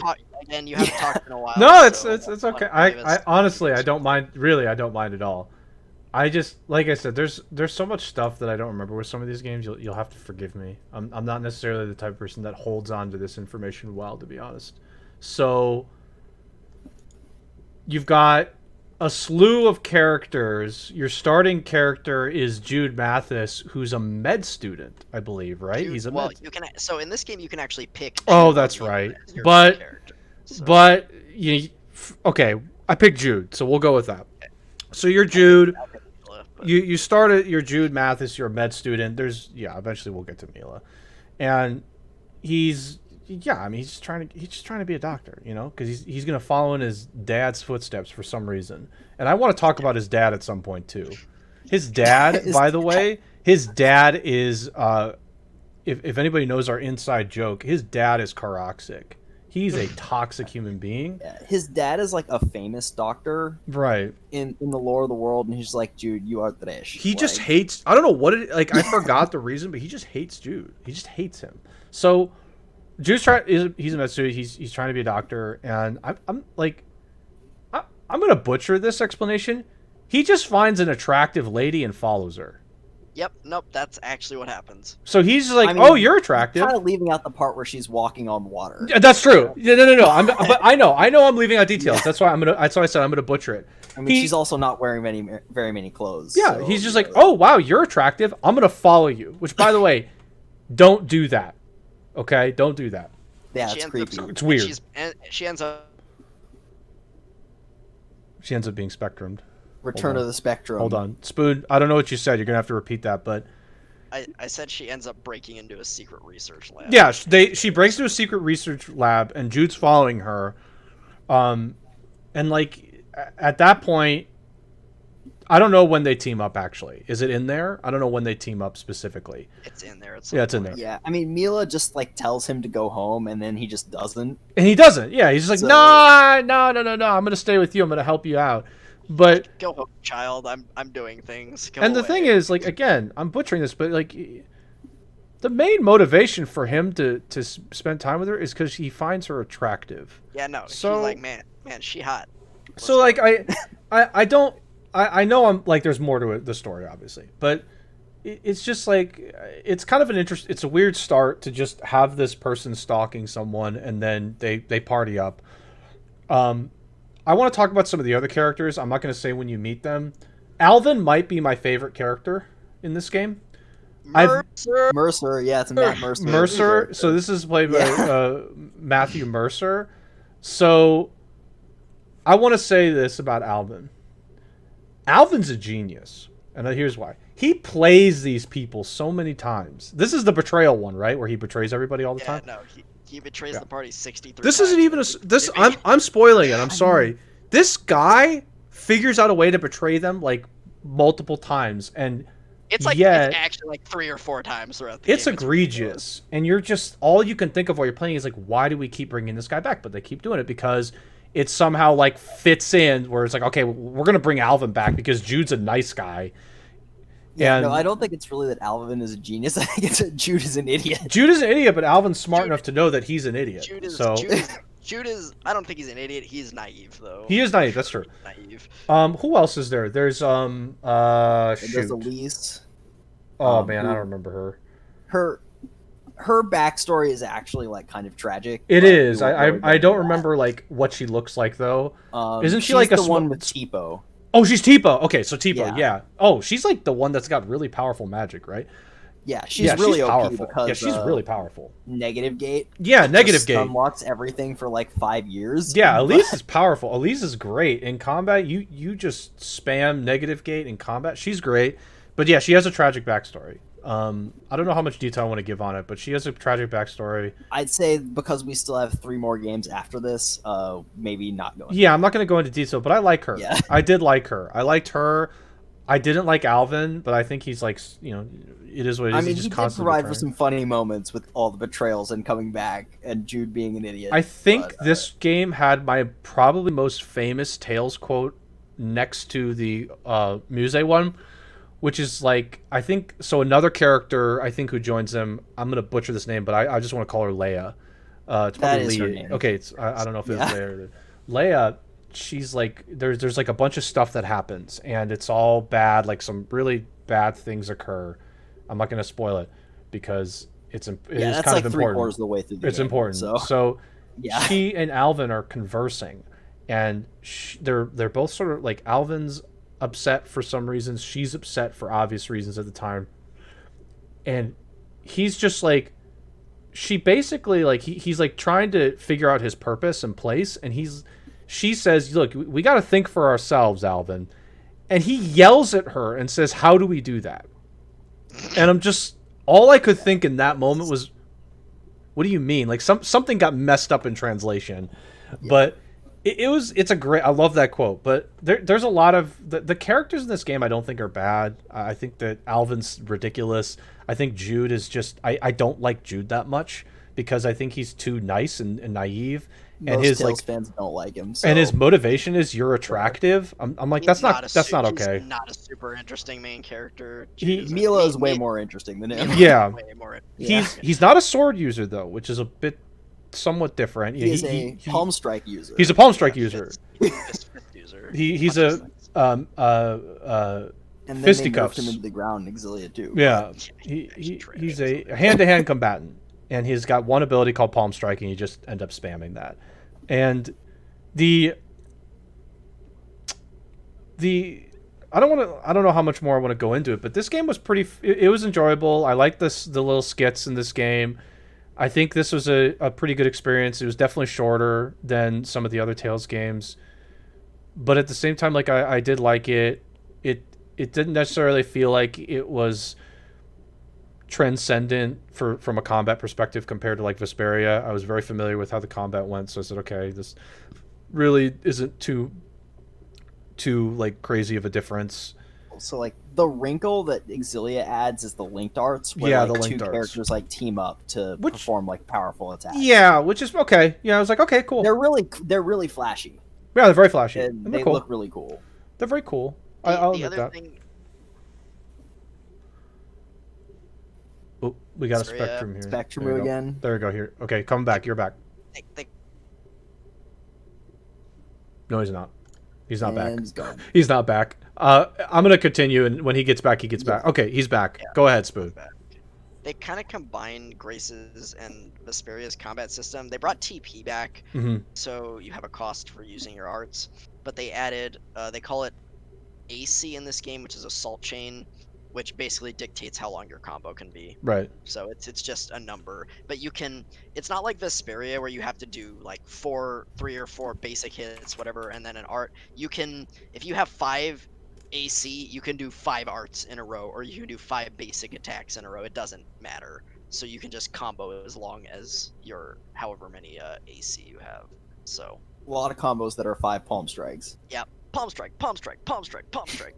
And I'm trying to remember. I don't remember the actual like plot specifically too well. I'm trying to remember it, and I don't remember. It's another Two Worlds twist. It's another Two Worlds, basically. yeah. I mean, I don't think we need to go necessarily into the We main don't. thrust Yeah, of the we don't plot. have to. But I didn't think Nothing the plot really was... happens in the first 15 hours. Yeah. So. It definitely wasn't horrible. The plot wasn't bad at all. I think it was fine. But yeah, not a lot happens in the first bit of the game. You really have to get past 15 hours where a lot of really big moments occur at once to get to that point of, okay, now things are moving along really heavily. There's really not much that occurs that's of note. So I don't know. I have not much else to say about this game. The main thing at the beginning that I'll mention for the plot is that Mila, her name is Mila Maxwell, and the god of this world is called Maxwell, and she Right. basically says she thinks it ends up not being true, but she thinks she is the embodiment of this world's god, Yeah. which is called Max. Yeah, but that's not really true. Um, But you do Like- get to, you do get to eventually deal with the Maxwell stuff, but the thing I'll say about Exilia is that Exilia is one of the games in the series that it's a fun game. It's solid, not amazing. no, it's not amazing at all. Yeah. But it's fun. The- I mean, it's enjoyable. The cast is not exceptional like Vesperia. The story is not exceptional. It's good. Everything about Exilia is good. There's nothing below average about Exilia, I would say, but nothing is shining. Right. Nothing Yeah. is outstanding. But it falls pretty much in the middle if I'm ranking the games. Yeah. Like, Yeah. It's fun though. PS3 game. Sorry, this is a PS3 game. Okay, Xillia 2. Xillia 2. Okay. You get now your main character is different. Now you play as a guy named Luger, who's a silent Luger protagonist. Kresnik, Luger Kresnik is super a terrible boring. silent protagonist. He's boring. He's all like I said this in a different podcast, and I want to use it again. I want this almost to become my little phrase. All I felt with Luger was boredom, and he's like, you get dialogue choices. Don't know why. It was a wasted effort by the developers and the writers. It was wasted. You paid extra money for that, and it was wasted. You definitely get dialogue choices where the answer options are yes and okay. What's the point? Yeah.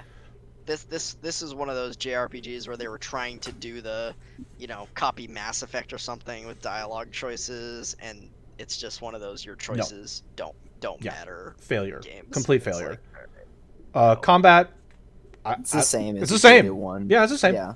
There's a few more wrinkles, but they're not really worth talking about. Like, Yeah. I mean, this Chromatus form, which is OP as heck. Oh my gosh, it's so strong. Oh my goodness. But other than that, The story definitely near the end as you go through the game. I want to say this again. I didn't feel like a ton happens early on, but once you get a lot of further, JRPGs are like that. yeah. But once you get further in near the end, there's like a lot of really big stuff with specific characters that you're traveling with, not necessarily just your party, because your party is some of the characters from the first Xillia. Yeah, So they sort of like yeah, come and go. Yeah, they throughout come- yeah. the game. Yeah. So you've got this familiar group now coming in as well, and like the story is like pretty good near the end with some of the little twists. I liked it. There's some pretty good like emotional pieces to it. Yeah. Again, we though, won't spoil that because it would ruin the game. But Exactly. like, definitely some feels bad man. Yeah. Towards the end of the game. There's some tragic stuff, and I liked it. I do really like the plot of Exilia 2. This is one of the ones where I sort of step out of line with most Tales fans. I actually really like Exilia 2. It's not common. That's not a common opinion.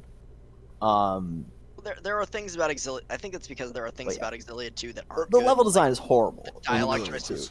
They reuse. I mean, so this has been a problem in recent Tales games in general, but I feel like it kind of started with Exilia mostly. Actually, I think it started with Graces, but that's Graces has a few that has some stuff, but yeah, maybe Graces / Exilia.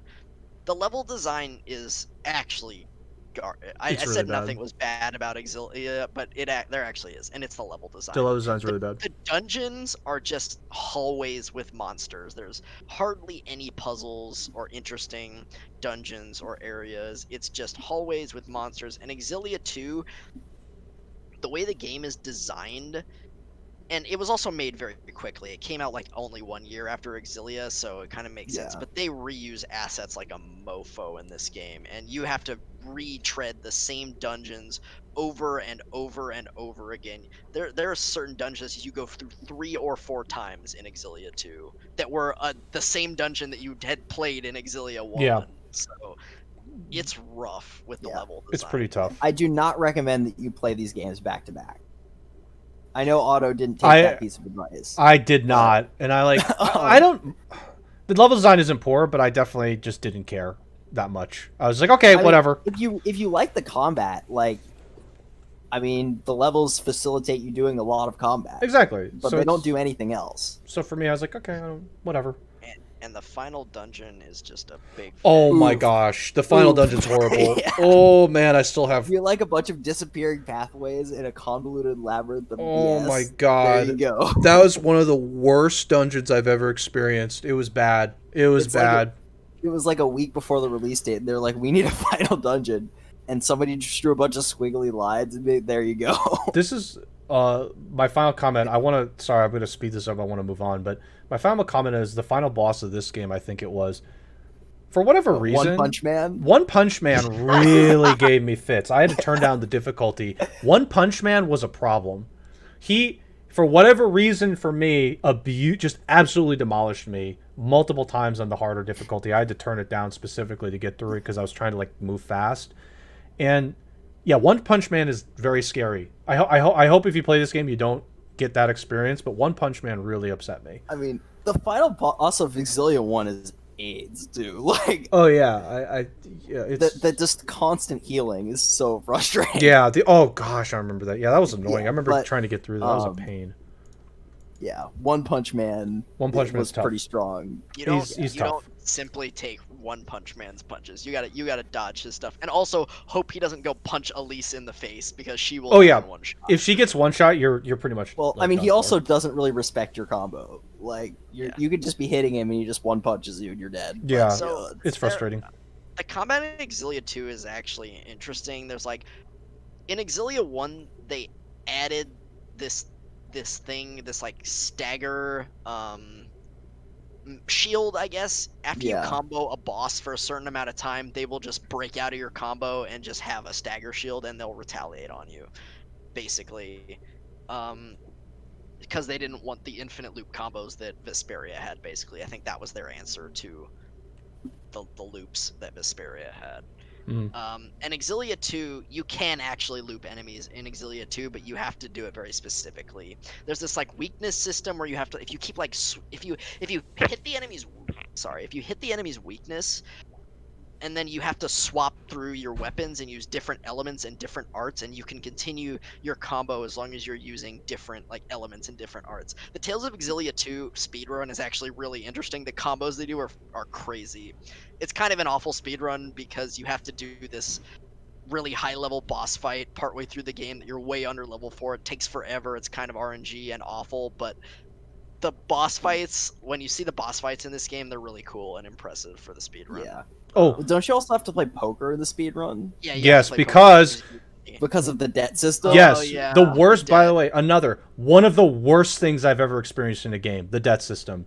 I don't want to talk about it. It's so bad Yeah. though. It's stupid. We still have 2 more games to go, so maybe Yeah. we'll skip that. Let's skip that. It's stupid. If I was going to talk about that, I would actually make a political analogy, so let's not go Let's there. not do that. Basically, they block main story progression by these debt payments you have to make based on something that happens early in the game, and so they make you do like the side quests and stuff, so you have enough money to get to the next. So Okay. you can't bum rush the main story. Yeah, you basically, can't. So. Here's a better synopsis. It's stupid. That's the synopsis. It's dumb. All right, Zestiria. Hysteria. Not a lot to say about Zestiria because nothing happens in that game. Okay, there we go. I mean, I'm not wrong. I think I Like- saw Spoon play this one, but other than that, I don't know much about it. Parts of it. Yeah. Your main character's name is Saray. The world has so there's basically humans, and then there's these sort of celestial beings that are called seraphs, but most humans cannot see seraphs. But Saray can, and he grew up in a village of seraphs. And basically, Saray ends up being, because of his connection to seraphs, he ends up being able to draw the sword from the stone, and ends up being what's called the shepherd, which is basically the chosen one. I'm sorry. He draws a sword from a stone. Yeah, Oh no, my he goes God. to the capital, and there's this. They have this big festival where like people try to draw the sword out of the stone, and if you're able to, you're the Okay, shepherd. sure, and why not? Saray does it, of course. Yeah. And then you play 30 more hours and nothing happens. There you go. 30 hours later. I don't like Tales of Zestiria. I made my not point. not the story. Can I? please. Can I just speak? Because Berseria is better Berseria is a game. much better Can, game. can we? Is there anything in Zestiria worth noting? Not a lot happens in the Okay. story. The main villain is pretty chalk, and the party is not that interesting. The main twist on the battle system in this one is called Armatization. Basically, you have 2 human characters and 2 seraphs in your party at all times, Mhm. and the human characters, once you get far enough in the game, can fuse with the seraphs, which combines all their stats. And if you're not armatized, you're not doing any damage. So it's kind of a cool concept, I think. It's like a Super Saiyan like upgrade thing, but the problem is if you're in your base form, you're doing absolutely nothing. Oh, great. So you kind of Cool. have to be armatized the whole time, or you're garbage. Seems kind So- of. I don't know. I don't know if I like that, but And they had this little rock paper scissors system between. There's different types of arts. There's the physical arts which only humans can do. There's seraphic arts which are magic, and there's hidden arts which are kind of your normal like basic what would have been arts in the earlier games. yeah. And there's supposed to be a rock paper scissors where hidden regular arts beat seraphic arts beat hidden arts. It's like based on staggering. So if a thing's using a seraphic art, you have to hit them with a normal type art to Sure. stagger them out of it, and hidden arts don't really do anything. But it doesn't really work because magic is just broken, so you just spam seraphic arts and Got it. hidden arts. So it's like there were some cool ideas in this game in terms of the combat, but I don't think it works very well Okay. in general. Yeah, it would help to have interesting characters too. The cast isn't very interesting, and the story isn't very interesting either. Okay. So, I mean, if you're a fan, I guess you play through it, but it just doesn't sound I mean, like the again, best experience. It's not a terrible game, but I Again- think it's worse than Grace's. again, it's But- not a bad game. Like Graces and Zestiria, I'm with Ghost, are 2 of my least favorite, and they're probably in like the 6 to 6.5 range if I was to review it. So maybe a 7 if I'm being really generous, and then like the Exilia games are probably in the 7 range, and then the ones I Yeah. like better are like in the 8 and 9 range. So Sure. like Well, I'm gonna move you along. Sorry, Yep. but we have Close this very out little with one time. that's actually good. I want to talk about Berseria. We're not going to do it justice. Let's focus though on the best parts of this thing, whatever the list is. Let's focus on the best parts that are maybe obviously cast of this game, but better mechanics that are different from other games or something like that. Let's try and like narrow the focus to get through it. Well, so okay, so Berseria, just like for really quickly on the Yeah, combat, sure. it so the way your combo length is determined is by how many like souls you have. You start with 3, and every time you inflict a status ailment on an enemy, you gain 1 more. If a status ailment is inflicted on you, you lose 1. Mm-hmm. And I think it goes up to a maximum of 5. Um, then you also have these things called break souls, which is like each character has a unique one where you spend a soul to do like a special attack. Velvet's basically sends her into her demon form where she constantly drains her own health, but can use some really powerful attacks and does a lot of lifesteal. Mm-hmm. But each character has a unique one. It also uses the art tree system. However, the art tree is customizable, so you can just sort of put whatever you want in any place. So your combos are fully customizable. Sure. Also, in this game, actually, you use all 4 face buttons are attack buttons. Yeah. In Berseria, And so like the way we're you also always free running in Berseria. yeah, the way you customize your art tree is like there's an art tree for every button basically. So X has like art 1, art 2, art 3, art 4. Square art 1, art 2, art 3, art 4. And so whatever position you are in your combo, first, second, third, or fourth hit, whatever button you hit, that's the art that comes out based on where you put it in your tree. Mm-hmm.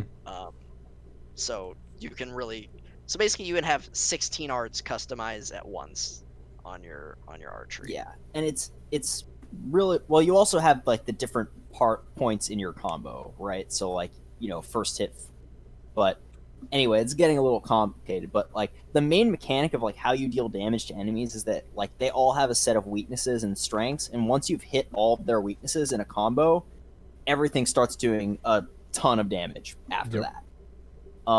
So it makes sort of this customization for like optimal combos on different enemies a lot more important. I think it works really well. Combat in Berseria is really fun. I think the only problem is that healing magic does almost nothing. So I don't know why it just isn't good. There's no TP again in this Yeah. game. Exilia is the last game that had TP. Zestiria doesn't have TP. It's kind of similar to Souls, but it's not like individual soul, but it uses this thing. It's called like Soul Chain or something like that. But anyways, it doesn't use TP. Yeah. I guess like the story, just briefly, you play as Velvet Crow, who basically like this is something at the beginning of the game pretty much. So this isn't really a spoiler. This was in all the trailers too. No, if it's in the trailers, the beginning stuff, don't worry about it. It's a spoiler for the first hour of the game. Yeah, so like the main villain, whose name is Artorias, basically kills Velvet's younger brother, and then puts her in prison for 3 years, and she's really mad about that. So it's basically a revenge plot at the beginning. It's a little bit of a breath of fresh air for the Tales series because they have a lot of goody two shoes protagonists, and Velvet is not a good person. No, she's not. So she's not a good person. And yeah, so it starts out as a revenge plot. That plot thread obviously stays there pretty much the whole game, but there's a little bit more to it. Actually, a lot more to it. I really like the cast. I know Otto hated Magilu. Oh god, Magilu, she's funny. Eleanor, pretty good character. I mean, Magilu is like basically the joke character. Yeah, like, I know she's sometimes a troll. She's a troll. I get it. And then, yeah, go ahead. You know who I hate is Bienfu. Bienfu is just. Oh yeah, no, you can punt that thing into the ocean. But yes. Which I guess she's kind of a package deal with Magilu, unfortunately. But yeah, and like there's a couple of other people that you meet along the way. Aizen and Rangetsu are basically Rangetsu is the last name. It's Rokuro, means like 7, I think, or like the 7th. But it's Japanese. I just don't remember my numbers that well right now. They're basically BAs, as Spoon said earlier. Aizen's like a pirate. They all sort of have their own like character arc. But I think in Berseria, it makes a lot more sense for the party to be together Mm-hmm. because the journey sort of like does directly connect to all of their character arcs, unlike in Vesperia.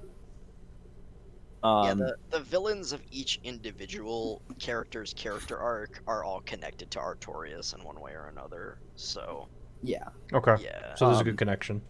yeah. I really like the story of Berseria because it's very different from what most Tales games have, and there's a pretty good plot twist. I'd say about 75% of the way through the game. We're like really running out of time, so as you can see, I'm talking a Yeah. lot faster. Yeah, no, you're it is you're a fine. long it is a long one though. The game Yeah, takes about Berseria is a very six- long game. It takes about Yeah. 60 hours, I would say, to beat. It's definitely on the longer side as far as Tales games go, but I mean, compared to It's worth Persona, though, like I mean, it's not. well, yeah, but Yeah, yeah. Okay. JRPGs. There are many longer Uh, JRPGs than Tales of Berseria. The thing I'll say about the combat is very momentum based. So if you're going good and you're doing your combos and you're building up souls, you're getting stuns and status ailments and getting souls and you're using your break souls to continue combos, it feels great. But if you get statused and go down to one soul, It it feels feels bad. awful. Yeah. You just can't do anything. You do one attack and you can't do anything else. The only thing they do to mitigate that, if you're at a lower soul count, you have a higher chance of inflicting a status ailment on the enemy. Mm-hmm. But the same goes for enemies as well. There are certain enemies that have only have one soul, and they will status you if they hit you basically I anytime. mean, So I feel it's like there was annoying. those snake dudes that just always just They're like status these- you repeatedly, and you just couldn't do scorpion anything. enemies that were just awful. Level design is an issue again in this game. Most of the dungeons are very light on puzzles or no puzzles and just lots of enemies, and there are these field areas that connect the different cities and dungeons that are just huge, wide open with I mean, tons of enemies. That's like the only thing I don't like about Berseria, though, is the level design. Like, I Mhm. think everything else works pretty well. It's great. It's actually It's- So it's actually a prequel to Zestiria. Is like the last thing I'll mention. So I guess like the world got really boring as time went along. But yeah, it takes place in the same world, and I think the way they do the Zestiria references actually works really well. Despite Zestiria not being an interesting game, like the connections actually were interesting. I don't know how that worked, but it takes place like 1,000 Yeah. years before Zestiria, so yeah. But there's a couple of characters who are in Zestiria who are also in Berseria. because they're Seraph. Because they're- Oh, Seraphs the are Seraphs. immortal. Okay, because Seraphs. Yeah. Okay, got it. Berseria is actually Vesperia used to be my favorite Tales game, but I like Berseria more. It's my favorite Tales game personally. So I guess just the last fun fact on Berseria, the reason it's called that is because apparently the writers were inspired by the anime Berserk. So just fun trivia fact. because Velvet is pretty berserk in the Yeah. game, and she goes crazy. So I know Spoons mentioned already some of his favorites with Berseria and Vesperia. Ghost, which like 2 or 3 are your favorites that you would like recommend someone to play? Okay, so recommended to play, I would say either Vesperia or Berseria. But my top 3 would be Vesperia, Berseria, and Symphonia. Okay, yeah, In no particular order. sure. We don't have time for me to those are my rap top. waffle. Those are my Yeah. top three as well. Exilia 2 is like a close fourth, just because the story is so good. But there are issues with Exilia 2. Sure. Yeah. From that. Auxilia 2 is pretty fun. I liked it. I think the Xillia series is pretty fun. Is it amazing? No, but Xillia series is pretty fun. It's enjoyable if you're a fan of the series in general. It's pretty fun. But yeah, I mean there's like so much more to talk about, just like with many of our sort of segments here and each podcast we talk about. I mean, I think KH is just a legendary tier 1 where you'll never have enough time to talk about it. But this one too, there's a lot of stuff in each of these games that's packaged together that unfortunately you just can't all get through. I want to mention this just because when I was telling people about this topic, I got a message from Kuru. The Tales team made a Sergeant Frog game. I don't know why. Like, he's just like very silly how it's like on this list of Tales games, and this developer created a Sergeant Frog game. And it's just so silly. There's like a bunch of other games in here I was looking at, but he sent me this one specifically with this topic. I thought it was kind of funny. That it's just like it's no particular reason to necessarily mention it, just saying it because it was sent to me pretty quickly after we mentioned the topic, which I thought was funny. Um, Yeah, I mean, the series has a lot of spin-offs. Yeah. There was actually one main game that we skipped over. We don't have time to go back and talk about it, but if you're a fan of Tales of Hearts, sorry, I have played it, Oh yeah, I but forgot about Tales of Hearts. the other two haven't. So yeah, Yeah.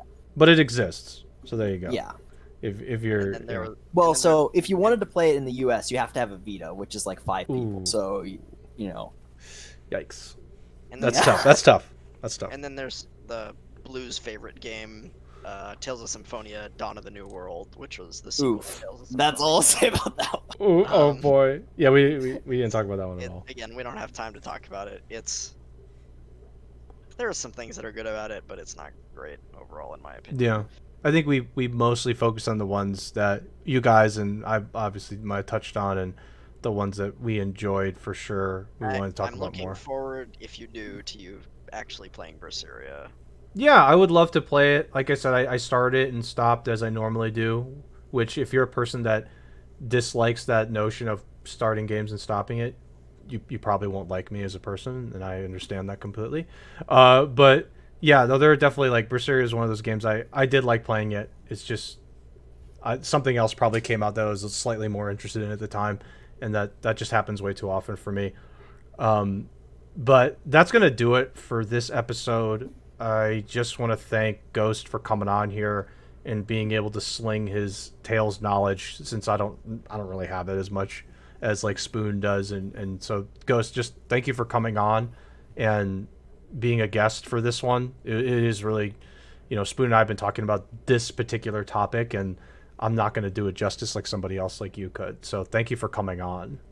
Yeah, it was great to be here. I always have fun talking about pretty much any JRPG series. I do play other games, but I think this is sort of like the only thing I would really do a podcast for. Sure.